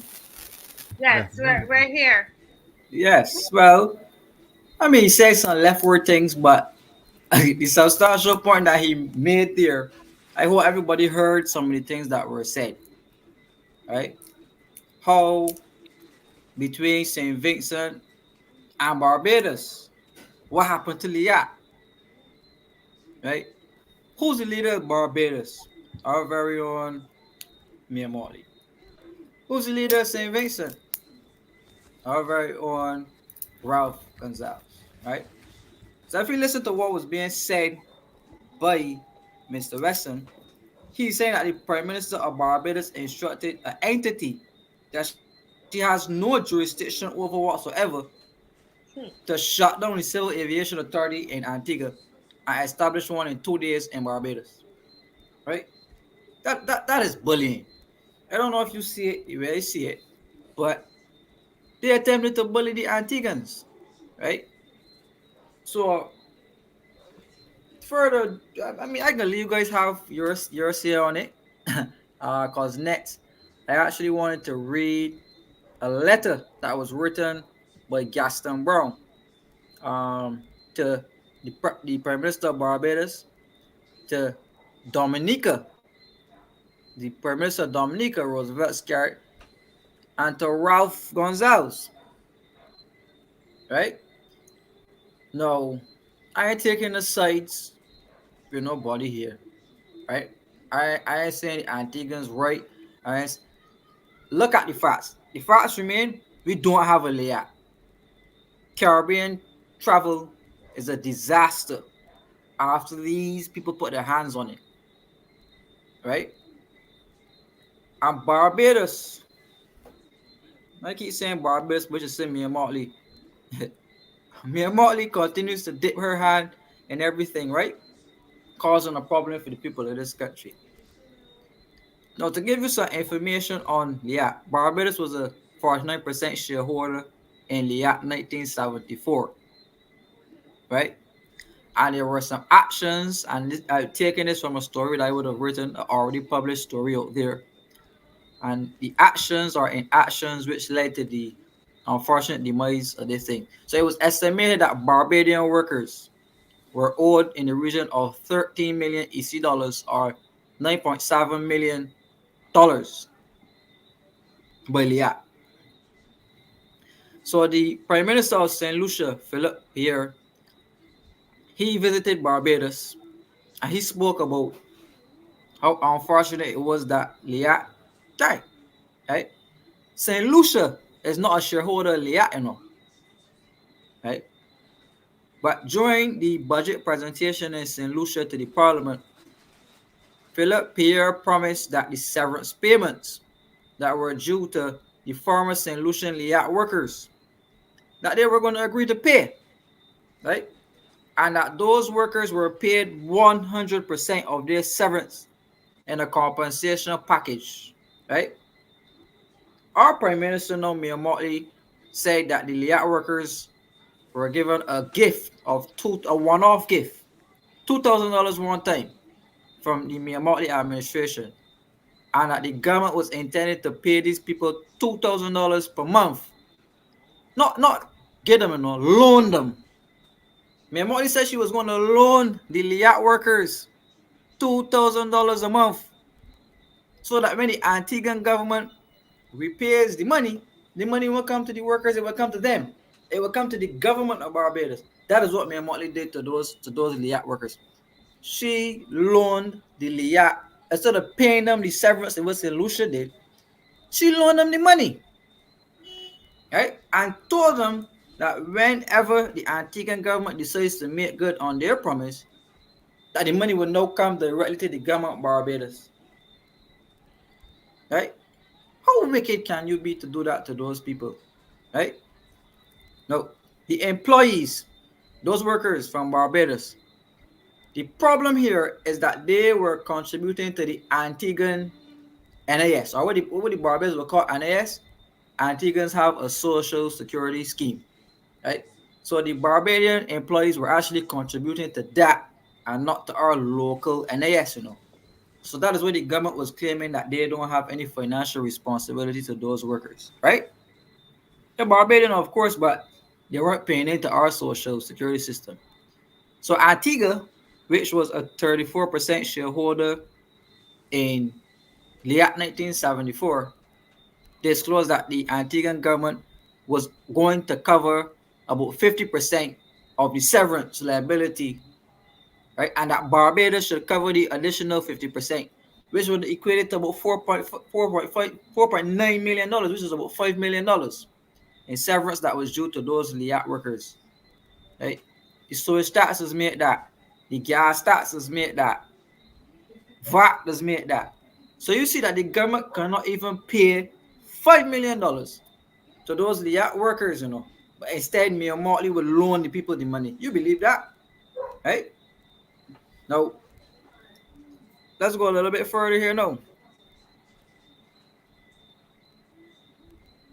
Lisa Cummings, who was the former Minister of Tourism, said in about May 22 that the continuous decline in visitor arrivals from the Caribbean is mainly due to a fall off in airlift capacity, right? She said that the collapse of the Antiguan-based airline LIAT in 2020 had a serious impact in the fall off of the travel, right? What the Antiguan government did to increase air travel was to introduce a 50% reduction in airport service charge for all Caribbean visitors, right? And then Barbados followed to do the same exact thing in about June 2021. They actually agreed to cut the airport service charge by 50%. But remember when the government came in, the government actually implemented taxes on regional travel. Unjustly, of course, because they only had no reason to tax people coming into the country. But the government put a tax in agreement with the IMF to tax regional travel. Right? So when Antigua cut it by 50%, then Barbados now the following year decide that they're gonna cut it or 50% to try to increase the air travel, right? But the problem was that LIAT was already going on by then, right? Antigua then turned around and said, or Gaston Brown turned around and said that it submitted a document to the Barbadian authorities in a bid that they wanted to buy the shares of LIAT. And this letter was submitted on May 16, 2019. And our Prime Minister, McClean, said that she was willing to divest some of the shares of LIAT, right? And they said that they were in discussions with Gaston Brown, and the sale of the shares did not go as expected. That was what our Prime Minister said, right? She said that the negotiations never got off the ground, and discussions came to a halt after a few hours meeting in Barbados, right? Similar to what Mr. Weston was saying. He didn't disclose who they, but our Attorney General, Dear Marshall, he was the one leading the negotiations in that room, you know. Kerry Simmons was in the meeting as the tourism minister. Ian Carrington, our director of finance, he was in the meeting, right? And Mayor Motley insisted that Antigua would have to buy Barbados' shares. No, let me reverse that. Mayor Motley insisted that Antigua would have to take up Barbados' almost $100 million loan commitment from the CDB, because Barbados borrowed $100 million from the CDB to buy LIAT aircraft, you know. Three of them, $100 million. So Barbados still has to pay back that loan. So what Mayor Motley was doing was trying to force Gaston Brown to take over the payments of that $100 million loan that Barbados borrowed, right? And that is when Mr. Weston got involved and he started to speak about the purposeful destruction of LIAT and whatever. This is the same meeting with Dear Marshall, Kerry Simmons, Ian Carrington, and the lawyer. As you know, we don't know who this mystery lawyer is, you know. Right? Because they never disclosed who the attorney was.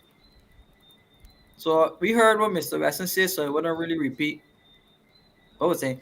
But Gaston Brown then turned around and told me Motley that Antigua has found $40 million to pump in LIAT, and they no longer want to buy Barbados' share in the airline, right?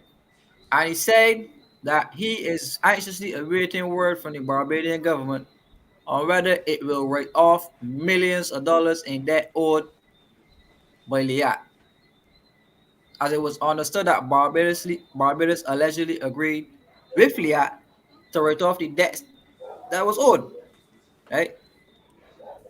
No updates from Kerry Simmons, no updates from Mayor Motley, nothing of the sorts. No, the allegations, they didn't even answer what he was saying, right? So they left it up into the sky.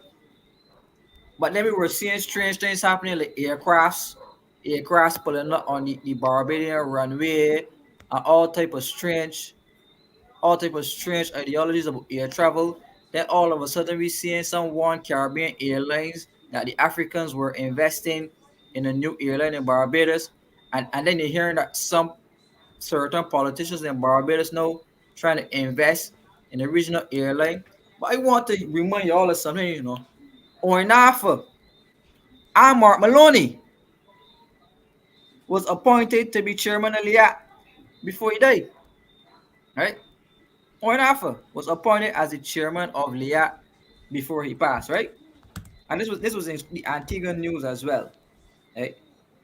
There he replaced somebody called Gene Holden, right? He resigned from the board, and Ornafa was appointed along with a slew of other members to the airline. I'm only appointed Mark Maloney, right?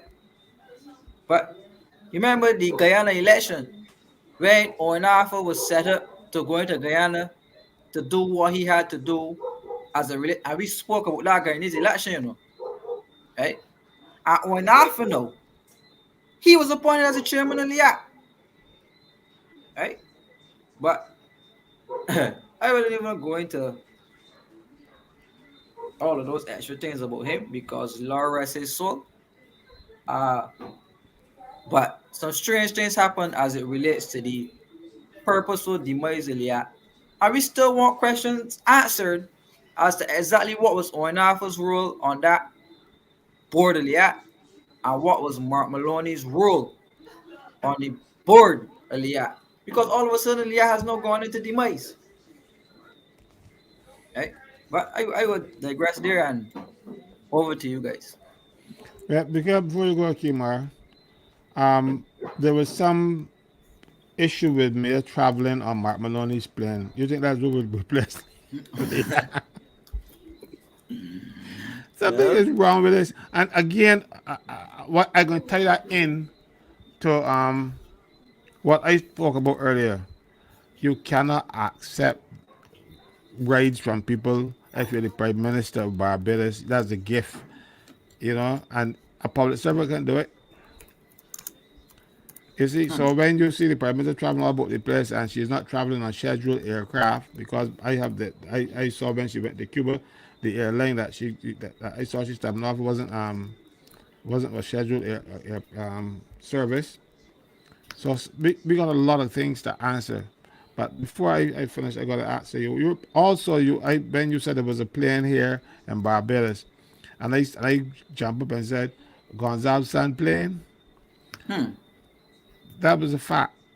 The plane that was here, it could not be registered in the OECS. The OECS has this Civil Aviation Authority, and they wanted to register it, but it did not meet the specifications to be registered by the OECS. So they brought it to Barbados and registered it here.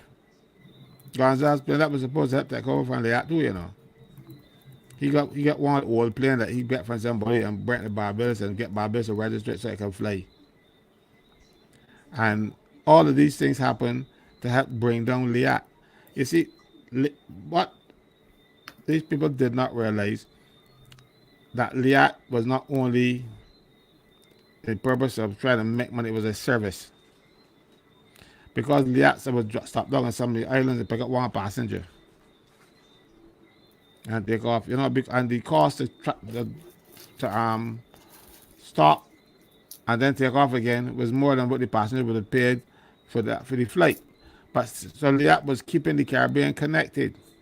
Now these people and LIAT was owned by the government, so the government should have subsidized and continue to subsidize LIAT because LIAT was providing airlift to them when none existed.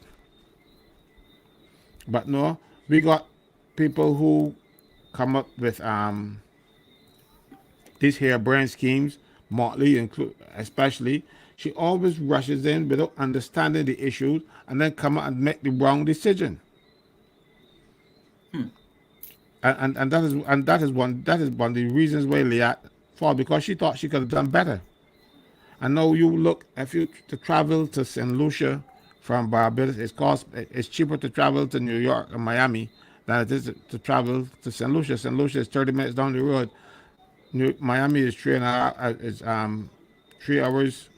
New York is 3.5 hours. New York is 4, and you can travel in an airplane for 4 hours, and it's cheaper to fly to New York than it is to fly to St. Lucia.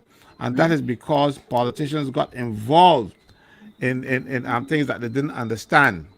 All they were seeing was money. St. Vincent, Gonzalez plane would make some money, and to get their friends in Barbados, let them pull it down, and they're rushing now because Barbados still hell bent on the Civil Aviation Authority thing, and they're saying now that Barbados Civil Aviation Department cannot be the regulatory body, so you have to have a Civil Aviation Authority. That's the ruse that they came up with now to establish a Civil Aviation Authority in Barbados, because they're doing it. And we rush into too many things that we don't understand, but we have incompetent people running the country. And pretty talk don't help nobody. Pretty talk is just that, and Molly is pretty talk. No, but look, she can't run a snorkel car. And I talk about one but using more than two days. She can run a stock on carrot, but she's running this country, and that is why we are in such a mess, because she then have people like Ian Carrington who cut can't run a stock on carrot either, but he ran national insurance almost into the ground. But I can talk about national insurance is another thing, because that has a lot of that, but their problems now starting. And they brought him on because he was a loyal man. Loyal to whom? Not the government of Barbados, but he was employed by. And first person employed that got promoted in Barbados when Mayor Motley became Prime Minister was Ian Carrington. Don't ever forget that. Turned up at meetings with me and to chair meetings. I said, what are you doing here? I'm not sitting in front of you because you don't got no authority. He said, the Prime Minister sent me. I said, the Prime Minister can't send you. The rules don't provide for you coming here. You are not the Controller of Customs. You're not the Minister, the Permanent Secretary, Ministry of Finance. So what are you doing in this meeting? He said, the Prime Minister told me to come. I said, I don't care what the Prime Minister tell you. The law don't tell you to come. You can't come. And I am not sitting down in front of you. So this is the type of people that we have. Motley tell you to do it. Motley tell you to do it so he can go and do it regardless of what the law says. I walk on the left, and I tell the person I was representing, you come too. And the poor girl, they trembling because she's afraid. I said, no, come. Can't do your thing. You ain't got authority inside here. But these are the type of people that the government put in place to run this country, to help them run the country, because these people will do their bidding. And and there's a provision in the Public Service Act that says that if you disagree with the minister, you should put it in writing. Tell me how many permanent secretaries put anything in writing to tell the ministers that they're going wrong. Not one. There was one who told a minister that she's not buying coffee for the $1,000, these kind of fancy coffees and the transfer sheet, but that's another thing too.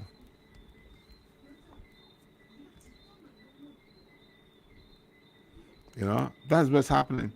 Yeah. Incompetent people at the top, and they're imposing income. Every time there's a vacancy, they put one of their incompetent friends. That's why the hospital's in trouble. That's why everything is in trouble in Barbados, because politics has now taken over everything in this country. And until the people of Barbados stand up, come out and march and tell the people being satisfied with behavior, because they said it's just a handful of people don't really remember to tell you so. So because the people were just a handful, they didn't change their ways. So we want more people to tell us, we want you to change your ways. So come out on the 13th of January from Massey-Car Park, opposite Kensington Oval. If you can't walk from all of them, meet me on the road. Come out and support yourselves, because this country is going to hell fast with no brakes. I know there was a calypso that the Central last some years ago that said the driver can't drive, but our driver can't drive either. Yeah. Caswell wanted to share something here. And this is a letter from the office of the Prime Minister of Antigua and Barbuda, Gaston Brown. And this letter was written on the 2nd of July. Kemar, there's a little noise in your thing. In your sound. Sorry. Thank you. Right. No, yeah. Right. A letter from the office of Prime Minister in Antigua and Barbuda, written on the 2nd of July 2020. And this letter was written to Mayor Motley, Roosevelt Skerritt, and Ralph Gonzalez. And it read like this: Dear colleagues, heads of governments, I write to you as the head of the 3 governments which, along with the government of Antigua and Barbuda, own the majority of shares in LIAT 1974 Limited. First, I express my deep regret that at a recent meeting of shareholders, we were unable to agree on the importance of our regional integration project of maintaining the operations of LIAT 1974, and to its further value as a feeder airline to transport tourists between the countries of the Caribbean.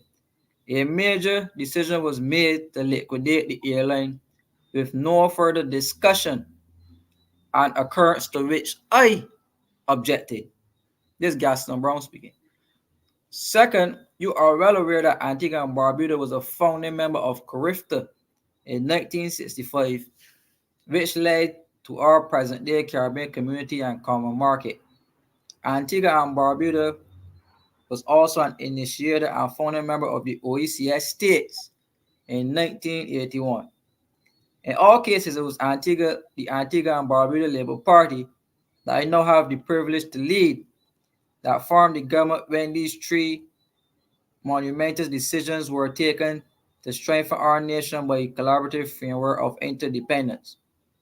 My government and my party have never realized from their commitment to regional integration, even through Antigua and Barbuda, is one of the least recipients of economic benefits in trade, industrial allocation, or location of regional institutions.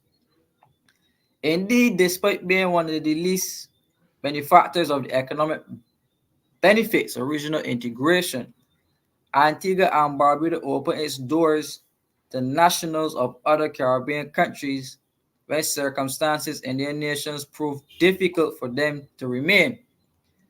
Further, we have used our vote and our voice in the international community to stand up for the interests of every other CARICOM country and to support strongly the desire to occupy key offices in the international community and at the United Nations, including the Security Council.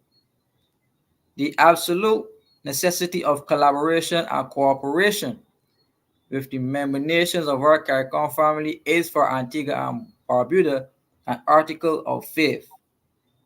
We know that it is no cliche to assert that we are stronger together and weaker apart.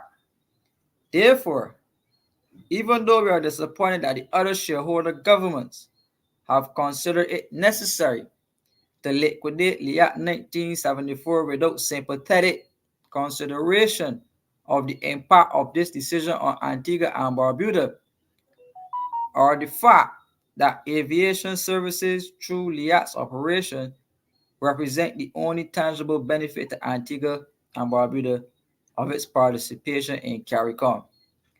Our national commitment to the idea of strong and vibrant Caribbean countries remain. My government recalls that LIAT was started in 1956 as a modest operation between Antigua and Montserrat. Its moral domicile is in Antigua, as we are nurturing over a 64-year span when it met many short-lived revivals and outlasted them, all the time providing an essential bridge between the people of our Caribbean nations that gave meaning and substance to integration for business, commerce, socialization, and a Caribbean identity.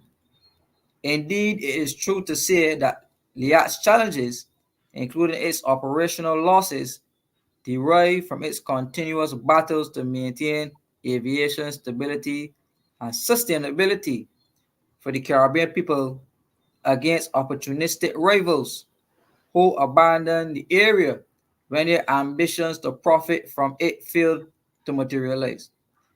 We in Antigua and Barbuda cannot abandon LIAT. LIAT did not abandon the Caribbean people. LIAT did not fail the region. It transported the region's people safely for over 6 decades. It is those who undermine it by encouraging transient profit seekers in competition that failed it. It is also troubling to my government that shareholder governments in LIAT 1974 would decide by majority vote to liquidate LIAT without putting in place a reorganizational plan or any arrangements for meeting obligations to creditors and employees. Creditors extended credit to LIAT because it was an airline owned by Caribbean governments.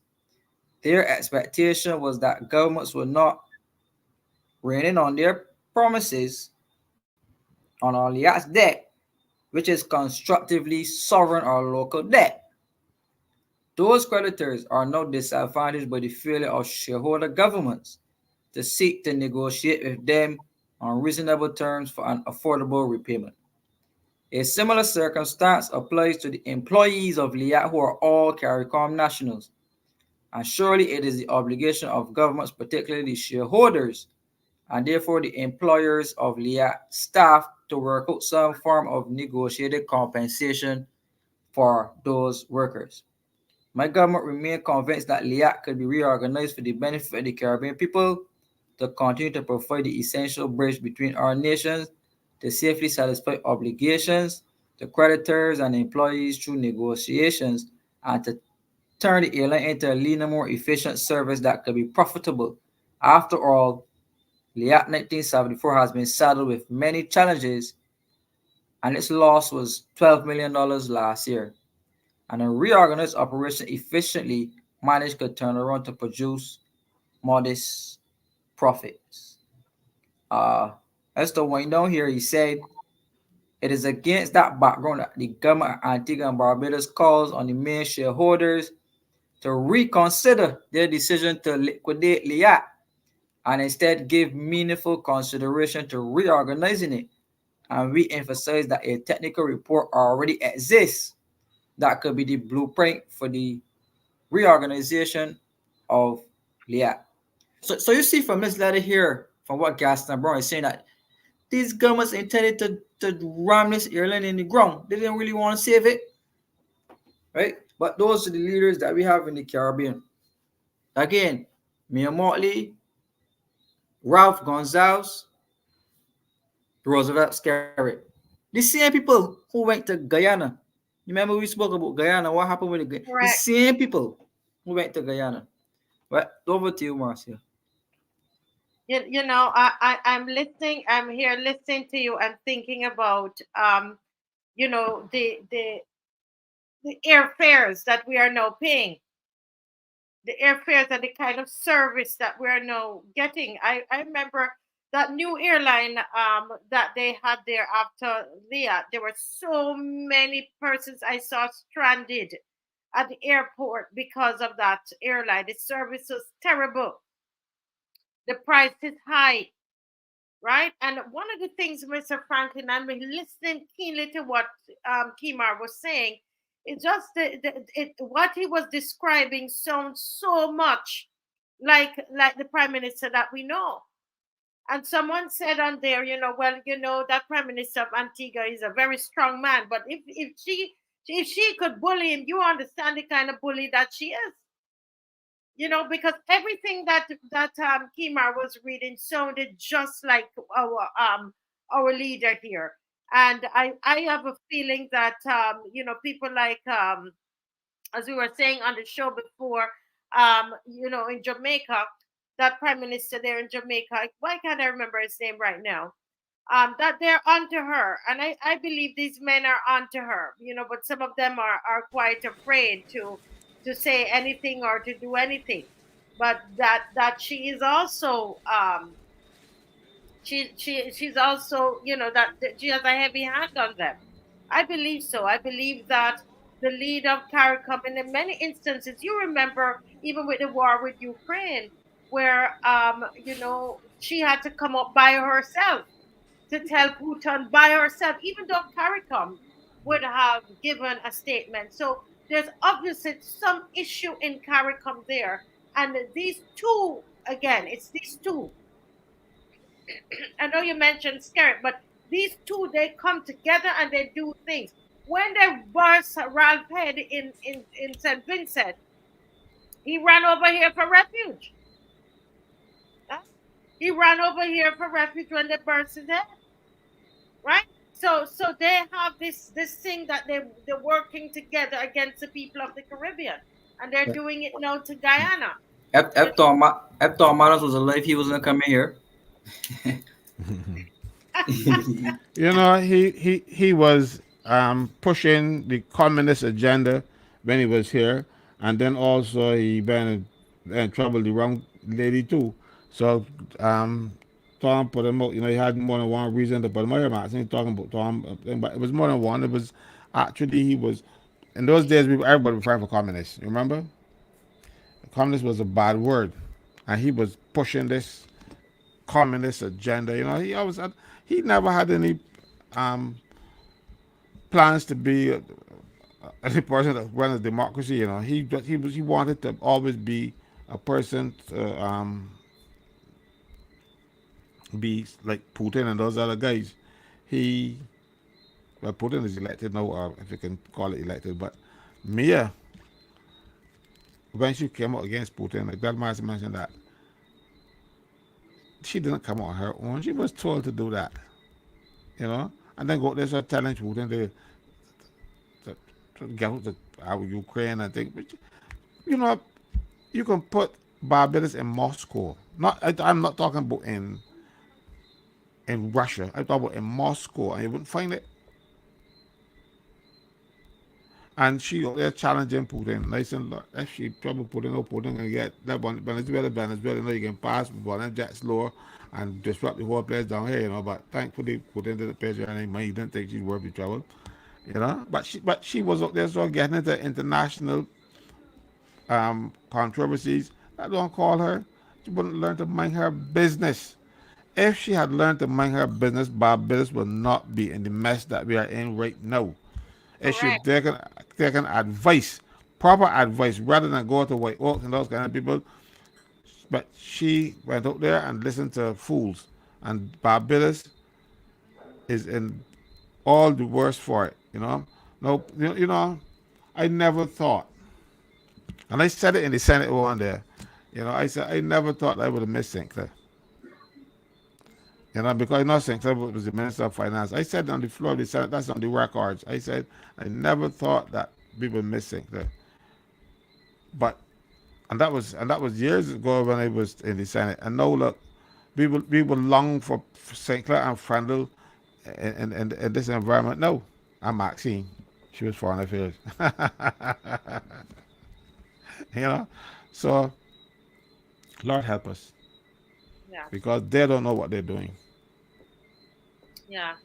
You know, as I said, the people of the Caribbean. We are the ones that will suffer for this, right? And for this, for what has happened with LIAT, we are the ones that will suffer, and that's such a shame. And then they want us to believe that CARICOM, that CARICOM is alive and well. I see Miss McClean here, and we welcome her. Where is she? Where is she? Okay. Good night, Miss McClean. How are you? But she isn't You're hearing us. you're muted. Hello. Yes. Yep. Hi. Good evening. You seem very. I'm trying to adjust the volume because I cannot hear you very well. But for some reason, you seem very low on my program, on my system this evening. But I'm fine, thank you. Yes. I'm Okay. just joining you, so I missed most of the evening. As I told you, I was enjoying the evening with some friends, doing socializing in a way that we need to do from time to time. Yes, yes. Well, we're happy to have you tonight. We were just talking about LIAT and the fact that it is no more, and how high the prices are between the islands. Sometimes it's easier, most times it's easier to fly to Florida or New York. You can get a better deal, and just to see what they're doing. But I know you came on specifically to talk about where do we go from here. As citizens, we are watching and we're seeing these things like this happening. We're seeing the hospital, our social systems are breaking down here in Barbados. We seem to be living in uh, you know it seemed like it's a big ghetto, the whole of town, right? And I know that might offend some people. I say I'm from the ghetto, so I'm not looking down on it. I'm talking about it just look run down. So let me take that term back. Let me take it back in case you start sending me WhatsApp messages. Let me say everything looks run down. Let's put it like that, right? And this is where what we live. We have so much potholes. This is our situation where we can't buy food at the supermarket. It's very, very difficult to buy healthy food. We went to buy some sweet potatoes, and I think was it? $6 a pound or $5 a pound, something weird like that. That's what this is talking about. Those of you overseas, you're talking about $3 US for a pound or $2.50 It US for was a it pound. was $7 last week for sweet Seven potatoes. dollars for a pound, $3.50 US for 1 pound of sweet potato. Then what's gonna end up happening is that people going to find cheaper things to eat, like rice and things that are not necessarily good for them. So we are Ramen. living ramen. We're living in this situation, and we're seeing the things happening to us. There's a whole digitization that's confusing for a lot of elderly people. They're told they can't get any pension unless they pin their card. It's just so many things that is happening all over this country. Water, they can't go to the tap and get water. Lots of people sending me messages that they've been out of water for 2 3 days. Some of them no water truck. It's like, wow, how much more can we take? You know, Ms. McClean, what do you say to the citizens of Barbados? Well, I don't know if this is an indication my inability to hear you well, because I'm trying to adjust my volume, and it seems not to be working. But let me Oh, just say that the year 2024 has started on a note that is perhaps not the most positive, but I say it to Barbadians and to people who of the Caribbean and those who are listening, people who look like you and me and Kemar and Caswell. Our history is one of resilience, one of people of determination, of integrity. And when we look at our history as descendants of slaves, that we really and truly at the end of the day have to demonstrate that resilience, because what we are facing is a situation, whether we're talking about our domestic situation or regionally or internationally, a situation which is really challenging us to be strong and to demonstrate that strength of character, physical and emotional strength. And therefore, at the end of the day, we have to find solutions that are driven, that are people centered, that are people driven. Because when we look at what is happening, in the words of a friend of mine, because I was saying to somebody today, that that I was supposed to come on the program, and I really was concerned about the inability of the government, and by extension governments. And the person said to me, it is a phenomenon that characterizes Western governments, that we seem not to be able to come up with solutions that will address the needs of the population, and that will enhance the situation of the population. What that translates into, Marcia and Caswell and Kemar and listeners, is that we also have to find within us solutions to the very problems that face us as a people. And therefore, that resilience that characterized our ancestors, the ability to have survived slavery is clearly an example of what we're talking about, that we have to search within ourselves to find solutions. And I think that, and if I could connect that to this program, and what you have sought to do, supported by your regulars, Caswell, Kemar, and so on, and those who have been with us from time to time, is that we as a people recognize that the solutions reside within us. And we really have to find that. And if it is not taken on board by the government, and I would extend it to taken on board by those who seek to represent us in the future, we have to say to them, look at us and see how we are solving some of these problems in a way that will make our lives better. Because I am concerned that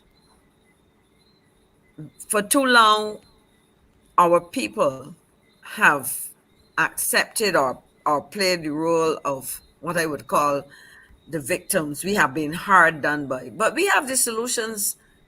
We have the solutions within us.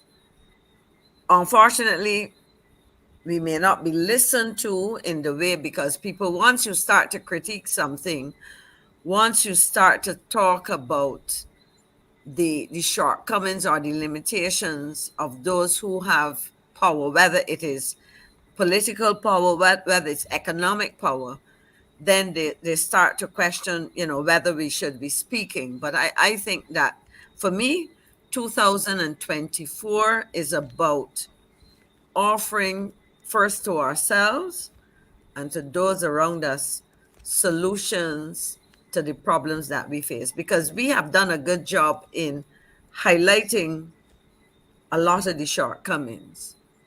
We have talked about some solutions, but I think that in talking to those solutions, we are perhaps not listened to by the political directorate in the first instance, because that's where a lot of the focus has to be. And so if we're not listened to, the next step is they will not translate what we say into action. But I believe that within ourselves, that there are a number of things that we can do for ourselves and on behalf of ourselves that will make a difference. And Marcy, I want to pause there, because as I was waiting, I turned on my stove and I want to make sure that I don't have a calamity in my house. So I will stick a pin there, turn it off, and come right back to you. Yes, Okay? no, no problem, no problem. But as Miss McClean is gone to come back, one of the things that we tried to do, Mr. Franklyn, was to have some strategic meetings. I know Kemar wasn't able to make those on a Saturday morning, where we tried to bring people together to have no, okay, so we talk about the problems, let's begin to work out some solutions. And we had groups dealing with water, education, and various areas. And I know this is something that we want to get back to, but I realize that when we have these things, we don't get a lot of people attending, because we sometimes we like to focus more on the problems than on the solutions. But back to you, Miss McClean. Okay. Well, I'm back with you. Okay. As I said, I'm having a little challenge with the volume, but I hope you're hearing me all right. We're hearing you clearly. It's just that you're Okay. not hearing us. So you were coming back to me. That's what you said just now. Yes, we're coming back Okay. to No, you. I as I said, Marcy, I have been observing. I've been listening to a lot of what's happening, and I want to go back to something. Two things. One, while I was foreign minister, the CARICOM Secretariat developed a strategic plan, and a critical part of that plan, they were talking about who we are and who we should be as a people of the Caribbean, people of CARICOM. In other words, what are some of the critical characteristics that should be part of who, that should be exhibited, that should characterize people of the Caribbean? Because if we say that we are going to take our destiny in our own hand, we have to also think about what does that require of us? What does that require of us as a people, in terms of being able to achieve that? Because we often hear government should do this, the private sector should do this, and so on. But I am saying at the end of the day, government as an actor is acting upon us in a sense. They're doing things, they're developing products, services, whatever. And we ourselves need to say, how do we want to receive them? And how do we inform governments? How do we inform private sector what it is that we want? Because this is the nature of us as a people. And I think that it is important that at the end of the day, we ask ourselves, who are we? What is it that we consider important as we navigate life? What do we bring to the table as a people, and how do we seek to ensure that because of who we say we are and how we want to live our lives and what we want to see done, we insist that the government does these things. Because at the end of the day, in a lot of times when I listen to discussions, I keep hearing people saying that's what they should be doing. In fact, Barbados, what mirror image do you have of ourselves? I remember in 19, I think it was 86. I was in Independence Square when the right excellent Errol Barron, now national hero, delivered that speech. I was there, and I remember that distinctly.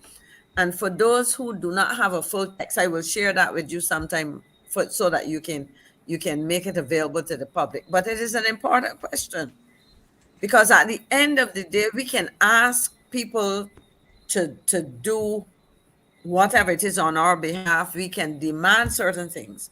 But I also ask the question, what is it that we are demanding of ourselves? What are we insisting on? Because this is who we see ourselves to be.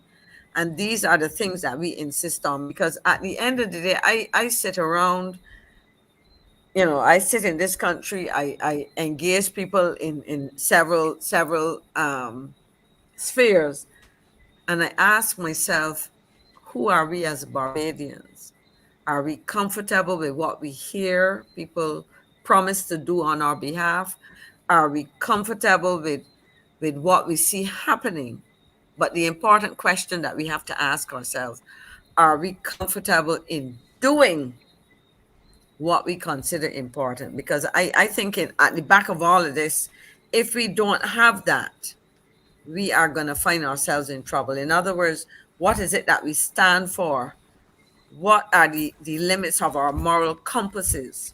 In other words, what do we consider to be acceptable and not acceptable? What is it that we believe we should be striving for? And how should we do this? What are some of the things that we consider to be no-nos? And there are a couple of things that come to mind. I remember when David Thompson was prime minister, he took a decision about children being afforded the opportunity to get public transportation outside of the ZRs, because there were some things that the government saw happening, and it was felt that, and as he shared it with cabinet and so on, it was felt that we need to protect our young people, whether it was a subculture of deviance, of nudity, of drugs, or whatever the case may be. And then, of course, I remember clearly in 2016 when we were engaging in the celebrations of our 50th anniversary of independence, and it was indeed my distinct honor to have been asked to chair the committee that prepared that year celebration. One of the things I remember former Prime Minister Stuart said, what are some of the things that we as Barbadians need to retain that are essential to who we are as Barbadians, and what are some of the things that we need to discard? And I think, as Gail Bill says, we are people who have lost our values. It starts at home. What are we teaching our children in morals, values, standards, and so on? Because at the end of the day, we can criticize governments, we can criticize the private sector in terms of the priorities of the private sector, etc. But if we as a people do not say this is what we stand for, this is what we commit ourselves to achieving, we will be tossed about like the wind, and anything can go and we will accept anything.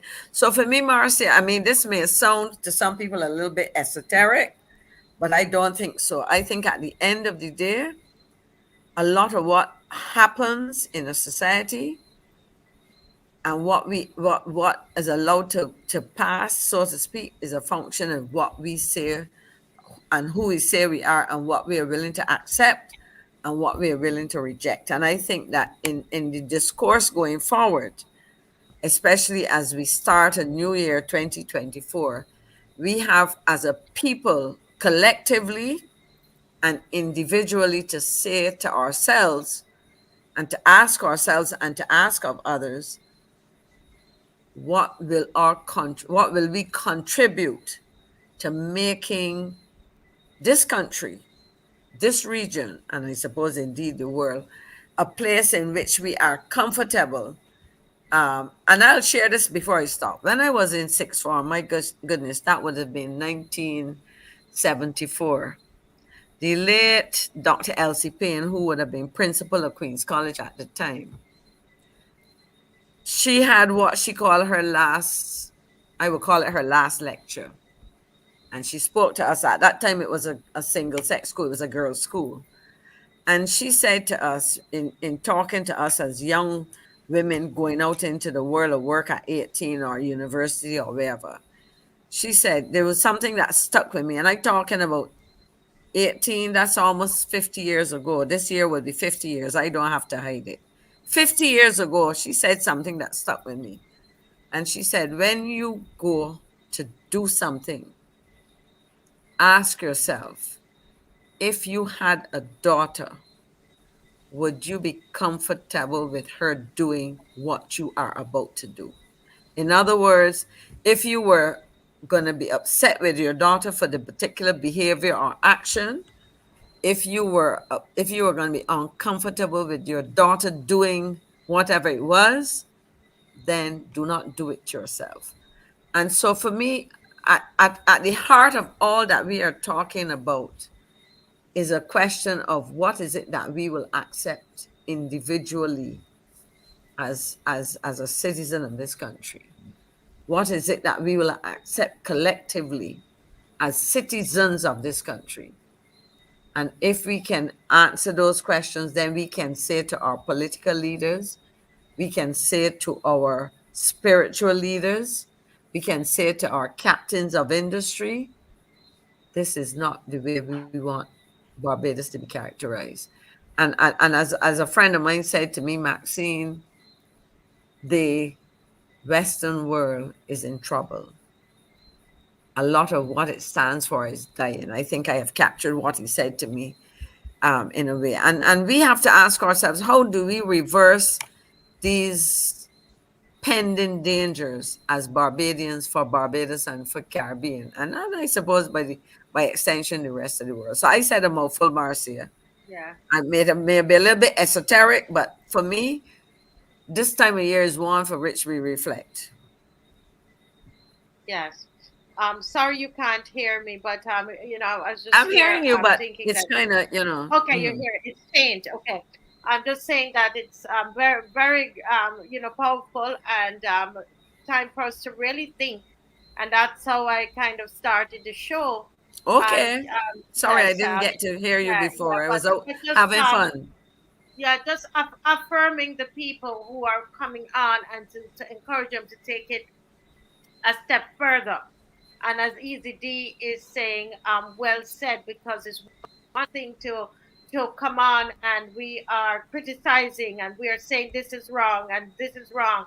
But for love of country, and let it propel us to go a bit further and to be able to truly, truly, truly do something. Someone said to me, well, all you guys are going to do is march. And I said to him, no, it's a combination of things.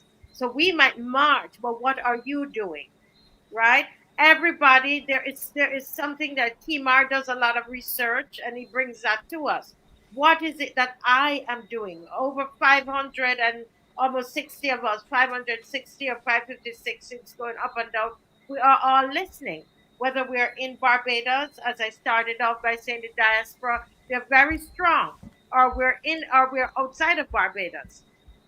The point is this, that this is our beloved country, and we have to, as citizens, have to make a decision.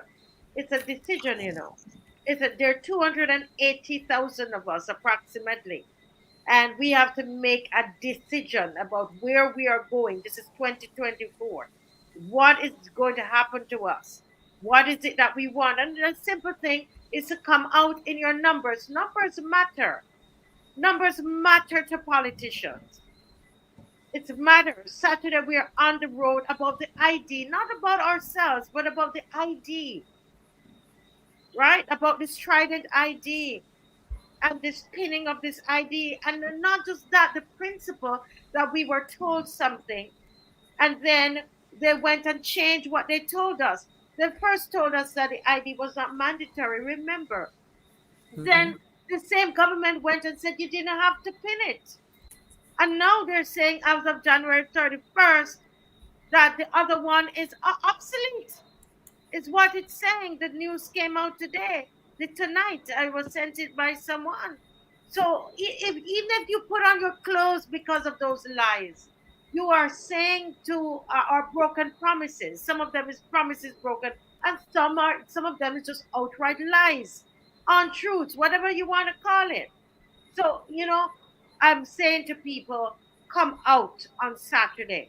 Don't sit down. Don't sit down and say, let me see what they are going to do. For the love of country, come out on Saturday. Mr. Franklyn, what do you what are you saying? Yes, I agree with you, Marcia, that we should come out on Saturday about the ID, but I also want to come out about the bad behaviors of taking $7,500 and wanting to justify it. There's no justification for it. I also want to talk about that. I also want to march about that. So I want to combine the two. Because let me tell you something.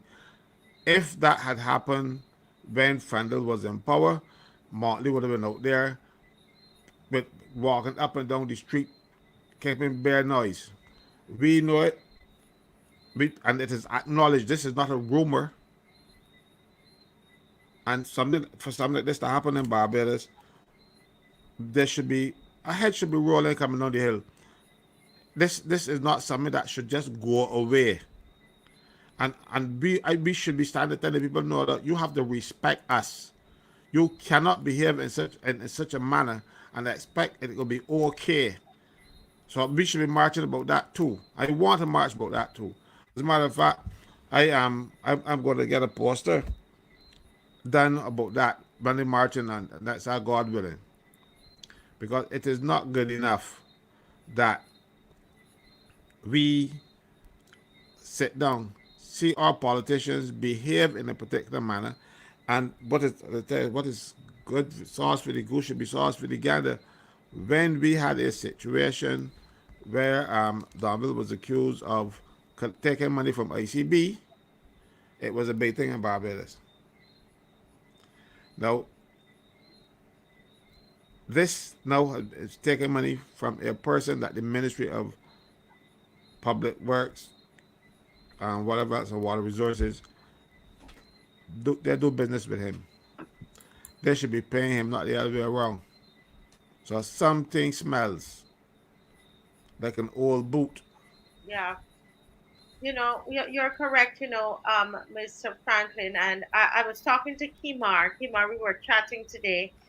After I did some research, I called up a couple of persons because the last show really, some things you said really troubled me about the youth and employment and the kinds of things that they are getting themselves involved in. Not so much that because they want to get involved in those things, but really because of need. And I started, I was talking, and it's coming on the same line of what Miss McClean, what Miss McClean was saying was, I was thinking about our young people and how things have changed. This when I came to Barbados, one of the things that I really loved was the level of education. A lot of our young people, they could read. I didn't meet anybody that couldn't read. That I was shocked only about 3 4 years ago. I started to meet young people who couldn't read anymore. you know and I was speaking to someone today, and they were just talking about how the drug industry, how I mean vast it is, and how and I mean how it contributes to the economy of Barbados. and that it's very, very difficult to stop something like that. And I think it ties into what Miss McClean is saying. What kind of mirror image that we have of ourselves? How do we see ourselves? And I wanted, Kemar, if you could comment on that. I wanted to develop it a bit more on the show tonight, but we just didn't get the time to do it. And Lumumba was supposed to come on. Can you talk about the just generally about this whole industry, illegal drugs in drug industry, because it is an industry and it is contributing to the economy of Barbados. Can you comment on that, and just in light of what Miss McClean is speaking of tonight? Yeah. But before I get into that, I promised somebody that I was they wanted a question raised about income tax returns, right? Hmm. And the specific years they gave to me were 2018, Uh-huh. and there are persons who are still waiting for income tax returns from 2017 and 2019. Despite all of the money being borrowed from the IMF, we still have a lot of people who still have not received their income tax returns as far back as 2017. And we have concerned members of the opposition who will like their income tax and they want to send out a SOS to the Ministry of Finance and to BRA uh, as to when they will receive their income tax return. Um, about this illegal drug trade in Barbados,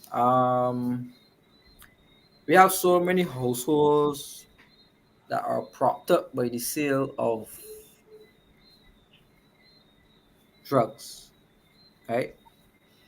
And drug money has sent to school many a child in Barbados. People who are cast out of the mainstream system usually resort to the sale of marijuana and tobacco. I mean, tobacco is legal in Barbados, you know. Tobacco is not illegal, but tobacco goes hand in hand with marijuana. People in Barbados smoke wrappers, tobacco, and marijuana mixed together. So you're Mm, selling the apparatus. The apparatus is legal, but the substance is illegal, mm. right? So you have people who will do that. Again, I could tell you, I ain't discussing it from a sinister perspective, but you're discussing it from the perspective that people believe that they don't have any other choice but to do this thing, right? So many of them try to get jobs, they can't get jobs. If they get a job, it's a low paying job, right? And the amount of people who use drugs in Barbados, we have a very big market, very big consumption market. That even though Actually, you have, I've been told by two persons I spoke to today, and they're believe who work a lot with young people, that it's about 6 out of 10 persons smoke marijuana in Barbados. I don't know if that's a true statistics, but that's what they believe. In fact, one right, of them said they believe it's more. that's just speculation. You can't really gauge. You can't really gauge it like that. And I wouldn't try to get a measurement as to 1 in 10. I wouldn't try, right? Um, you just gotta observe it for what it is, and that people use these substances, right? Again, this has nothing to do with smoking. We're looking at the use of it, right? Because there are many various uses of it, right? So when my point here, or my point of discussion here, is that the sale and the proceeds of drugs are like a prop up to many households, right? Who are saying to you that they feel that they don't have a choice but to get in to this trade to survive, right? So the government ain't providing the jobs, and even if they provide jobs, they provide ash work, right? You ain't getting the permanent jobs in the system like that no more. The private sector, the same thing, right? So you're trying to fit a whole population through a very narrow window, and that narrow window is education. Not everybody see themselves as having CXCs and going to BCC and going to UE and then coming out here and fighting for a job, Mm-hmm. right? So you have many communities across the country where the go-to tool for economic upliftment is to sell weed or sell cocaine or sell some type of drug, right? Because you have ready-made customers who are gonna come and buy it, and buying it now could put food on the table, could buy school clothes. So you get that empowerment or that feel of empowerment that you get in money, illegal or not, right? If you take away that sense of empowerment, I mean, it's false empowerment, but at the end, it's still empowerment. If you take away that from them, it is like you trying to stop them from eating, you're trying to stop them from living, you're trying to stop them from enjoying life, being able to go and party and do all of the things that a person who went school and education and got a private job, they see themselves as now being able to participate in society, Mm-hmm. right? And it gives them a sense of, if you could feel respected or hearing that people would respect me, right? That I am involved, like I'm involved in this thing, for meals. And the thing is, having meal. 'Cause it was once upon a time men, young boys who would do this, but now you have women. Look at Tonil, right? You have so many women coming through the airport risking it. I would never believe that the women only do it on the instruction of men. Women have intelligence too, right? And women understand these things, and they have the know-how, right? And women are becoming much more forward in fields, legal and illegal fields. So they're doing it, right? You even having females running the blocks now, right? So there's a change in dynamic where like people are not trying to fit into mainstream society anymore because they lost respect for authorities like the police force or service. Because to be honest, look what the police did to me. The police, they won't beat me. The police shove a gun in my face in the city of Bridgetown, right? Planted drugs on me, right? I tried to walk the straight and narrow, but look what they did to me, right? All because they had to stand up for myself and stand up for the people who live in the city community, Kensington Lodge to be specific. They had to stand up for them against the police abusing their power and authority. That you can't just come in people's neighborhoods and shove guns in people's faces and be cursing the people out here because you feel that they're just on the block selling weed. You look down on it as some type of scourge on society. If they had a better opportunity, they wouldn't be there selling the weed, right? So you're giving them the opportunities, you're forcing them in those corners, right? And the socialization around St. Michael communities gives you an avenue to go into drugs again, to have that empowerment. As somebody said, Maslow's hierarchy of needs. And we said that on the last time. So you're getting the same self-actualization, although it's coming from a negative perspective, you're still getting it, you're still receiving it, right? But you could be guaranteed that if you ask majority of these people who will sell weed or anything, they will say to you, whoever had a better option, they would take it. Ever has something else to do, I would do it. But it ain't nothing else going on here. Marcia, I told you specifically about people, young men, a lot of them who were in the army, who's now dropped out of the army, they're on the block selling weed, right? People who play professional sports for Barbados and don't go and come through the teams now to try to find out what it means specifically, because they would do something like that by just making a general thing. You have Mm-hmm. people who play professional sports but who live in these hard communities, the stipend from the thing ain't enough. They can't get a job because the government don't do nothing to help them get jobs. Because jobs are operate a bit funny as it relates to you having to do professional duties but still keeping their job. Because they want you to be on the job 24/7. They ain't really interested in you going to represent the country. Right? So a lot of athletes don't get jobs in the traditional system that much. Right? So they gotta resort to illegal drugs and selling weed and all these type of things just to live. So you sell weed by day and you go and play for Barbados at night. Right? And it's a very sad thing, right? And I am saying this to you now from personal experience, from being there, from living in the city of Bridgetown and being directly there and growing up around some of these people, right? Even when you try to walk the straight and narrow path, it is so hard, right? Because people believe that or because you come from a specific address, you ain't nobody, and they got to keep you down for the rest of your life because you might come from Nelson Street, or because you might come from Orleans, or because you might come from Deacon's Farm, or one of these places, right? So we lump everybody together, right?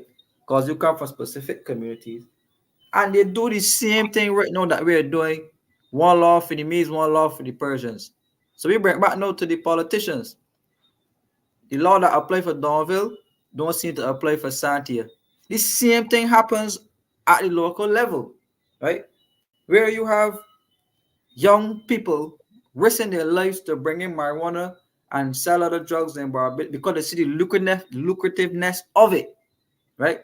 But nobody ain't going and try to lock up the big business people in Barbados who bring it in by the container load.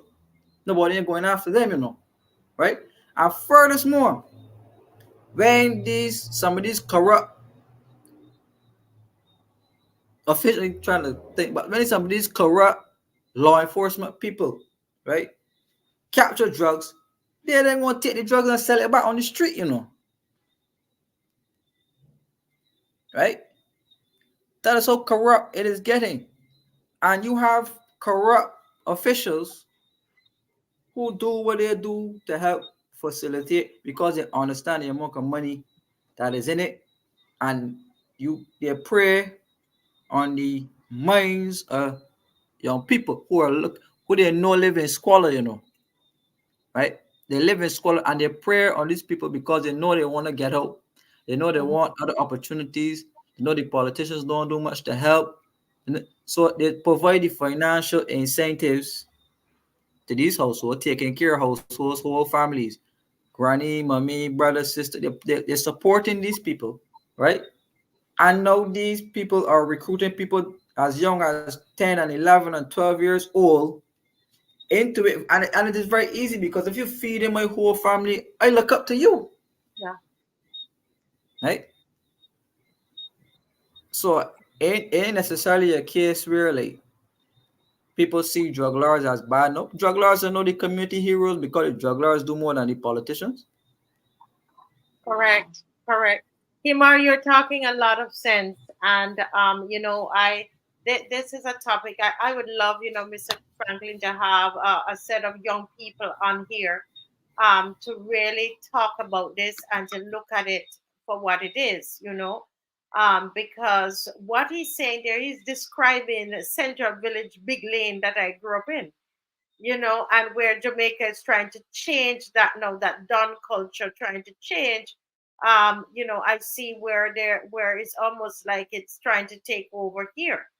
And I think I listened back to the show, Mr. Franklin, and I was just I said to myself, wow, that last show was so powerful as we were talking about some of these issues and we couldn't stop.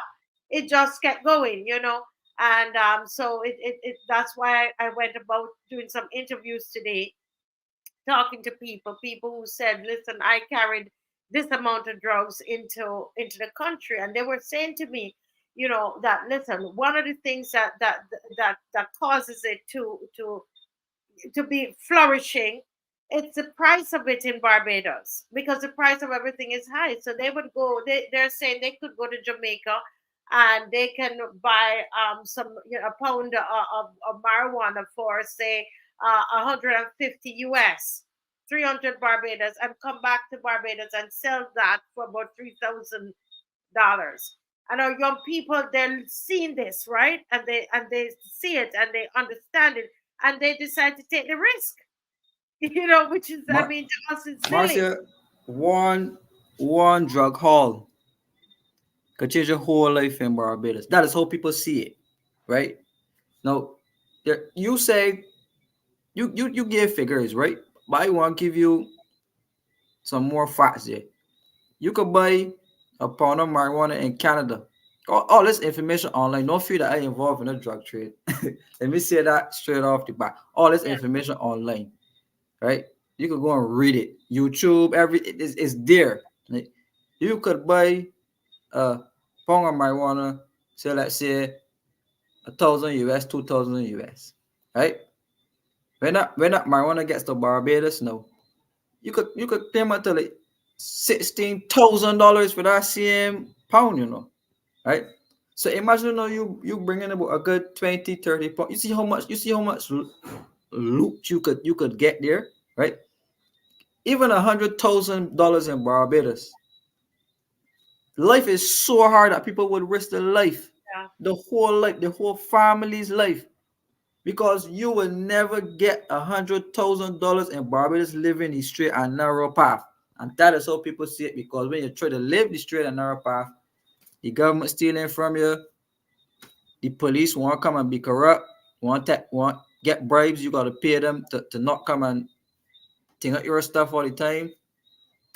You have people with more money who use the system, the government system, to find out things about you, to help crash your business, right? When you apply for certain licenses and things they don't want to give you, when you have bright ideas and you go to the bank and these places to get them finance, they hold on to your ideas and want to give them to people with more money than you, right? So all of these factors, compared with the fact that people see how corrupt some of these police officers are in their everyday doings, that Hmm. they lost their trust in the system of Barbados, Yes. right? And they resort to these things because it's like we don't care anymore. Every police selling it, every politician selling it, if the if $11 million of it could be getting hold in the port and people could be walking free, right? All types of people selling it and getting away with it. Well, we in the body, we can't go and sell some and get some money too. That's the thinking. This is something Yeah. that I would like to continue, but time is gone from us. But we really need to look at it, discuss it, understand it, because I'm learning a lot from listening to you and the people I spoke with today. Mr. Franklyn, we're gonna ask you to give the final word because we've gone over time again. We're almost over time, or we're right there. Yes, you're muted, Mr. Franklyn. Well, going over time now has become far for the course. you know, look, Kemar knows what he's talking about. I know what he's talking about, to be correct. But it doesn't only feed communities and people in communities, it feeds the politicians. And that is the problem. The politicians have used the drug people to get elected. Because here we have a man in the community who supports a whole block of other people in his community, send them to school. So when he want the party to vote for Caswell Franklyn, he will say Caswell is my man. And he will those people who he's been supporting will vote for him. And the politicians know that. That is why you can see people walking around during the campaign and drug people say, oh, this is the general there and that kind of thing. You remember that? Hmm. Because they know what the drugs have been doing for them. But look, we have a society where the politicians, their main duty is to take care of the most vulnerable. I don't care what anybody tells me. Their duty is a sacred duty to take care of the most vulnerable in society.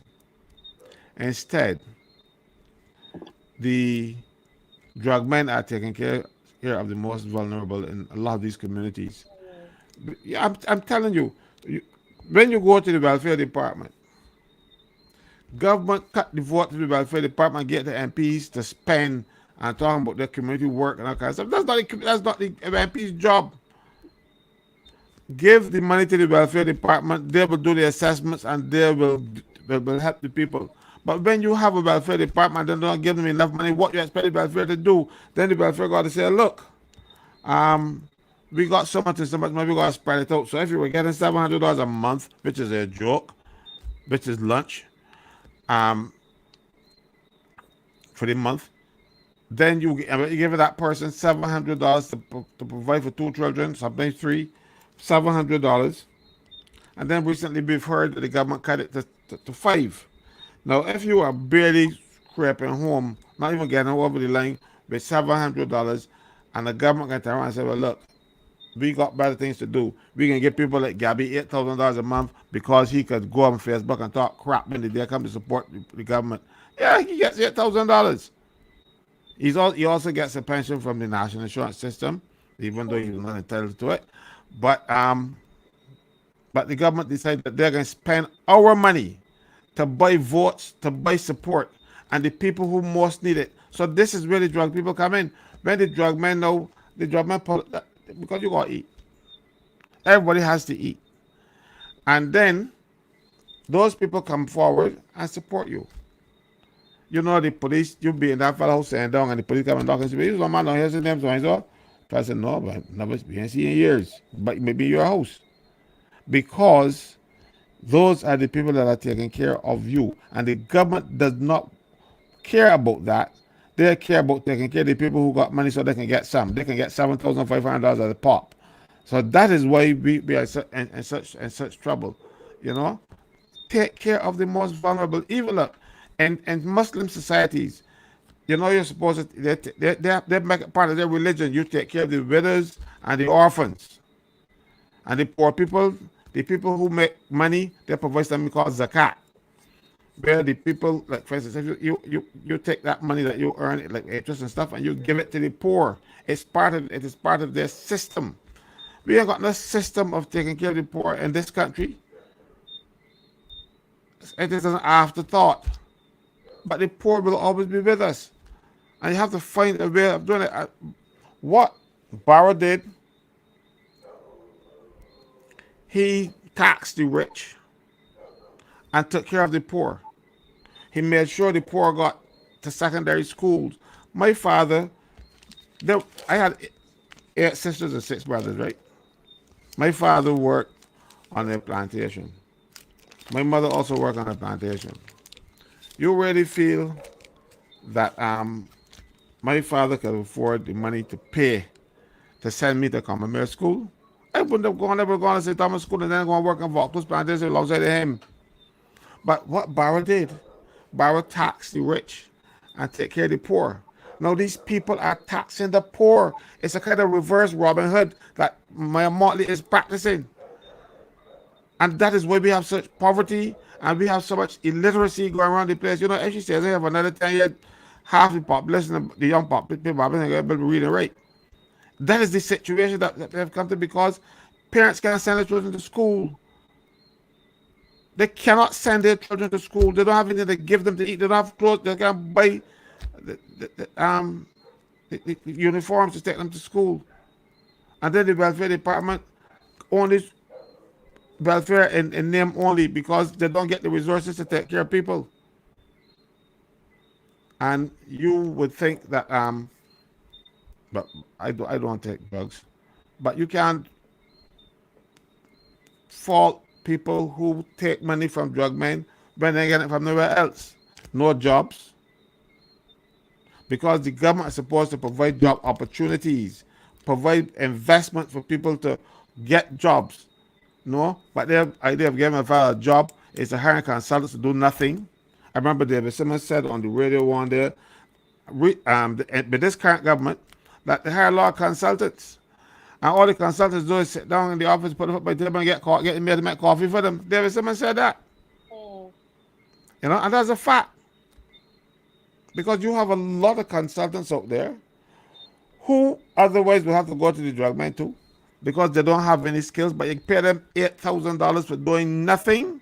You Mm-hmm. even give them $8,000 not to kill people. Many months come, and you have people in the community suffering. What do you expect? People will find a way to feed their children. It's as Yeah. simple as that. Anyhow, we passed the time, and I talked enough tonight. But I can tell you something. I'm going to end on how I began by telling people to tell Santia to go because she has been caught. She has been caught with her hand in the cookie jar. She must let go of the cookies. She Yes. can't keep. You can't keep. The jar neck narrow, so you can't get your hand up with the hand. When you're holding up on the cookies, you have to let go. She has to let go, and the way to let go is to apologize to the people of this country and leave office. Correct. That's the only honorable thing to do, and I will not let it rest. I don't Yeah. care what they tell me. I have seen. I see, and what it can do to this country, and what it is doing to this country. This type of corruption, because no, you don't have to give no politician money for no hampers and stuff. The government has a duty to take care of the hampers, but politicians like to get involved because they want people to be beholden to them. That is Mm-hmm. why we don't have a lot of job opportunities too, because they won't be able to come in your community and give you a little handout so that you will come and say, I vote for you. A fellow that works for his living, you really feel, and makes a decent living from his profession or from his trade, you really feel that somebody, a politician, come in there and say, but look, here's $200, can I vote for me? If I curse them. So you gotta have people hand to mouth. Mm-hmm. And that is Yeah. what the politicians are doing. The politicians are deliberately keeping the people in this country poor. And I'm talking about the BLP politicians because they are finding it, making sure that people don't live well unless they live through them. You gotta go, you gotta beg them. If you want a job at NAB, Transport Board, any of the other statutory boards, you have to go and find a politician to help you with a job. That is not their role. But Yeah. this is what is happening. And another thing, if you are them, come out, it will represent you because they're firing a lot of them. Yeah, boy. I tell you, this is a to be continued. To be continued. We have to stay on this, and we're going to see you at the march on Saturday. Saturday, not this Saturday, next week Saturday, 10 a.m. Massey Car Park at Kensington. And tomorrow, those of you who are able to join us, I'm going to put the Zoom link on the Marcia Week Show Facebook page, and you will be able to come in into a meeting, into a planning meeting. So a strategy meeting will just be about the march. You heard Mr. Franklyn said we want to include as well this thing with Santia in it as well. And we want to see you how many placards we have, and just help in doing that, and finances, and how we increase the numbers. So see you tomorrow morning, right? So tomorrow morning at 9 a.m. This is going to be on Zoom. We're going to be there, and we're going to be planning. Okay. All right. So Marcia, before you go, let me give you a joke. yeah. Um, Today we had some people making placards, making the publicity thing.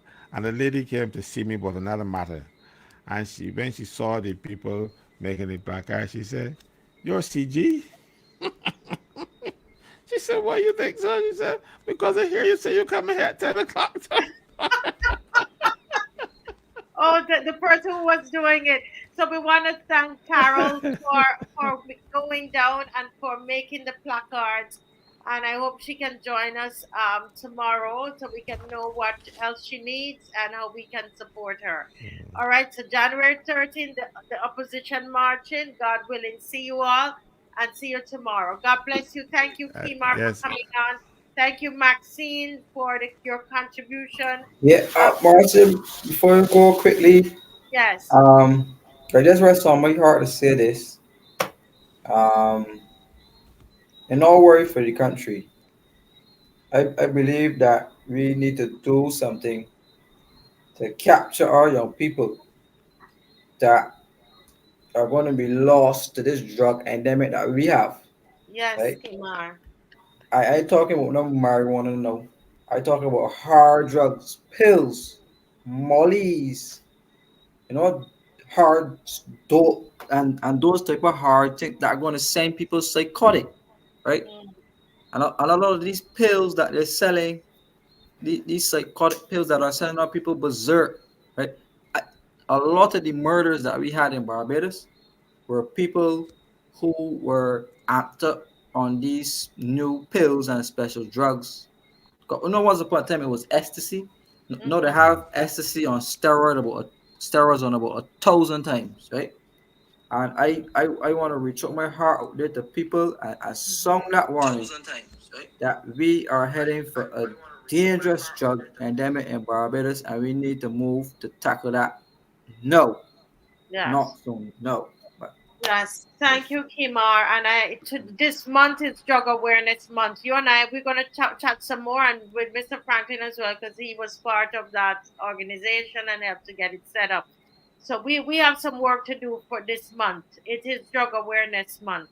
All right. God bless you. I love you all. I love you all, Miss McClean, Kimar, Caswell, Dave. Of course, I love Dave, and and to all of the opposition, thank you all so very, very much for being here. We love Barbados. Heather, thank you. I hope you can really join us on Sunday. We got to get into this conversation a bit more. God bless you. Love you all. Sleep well. Bye bye. Good night.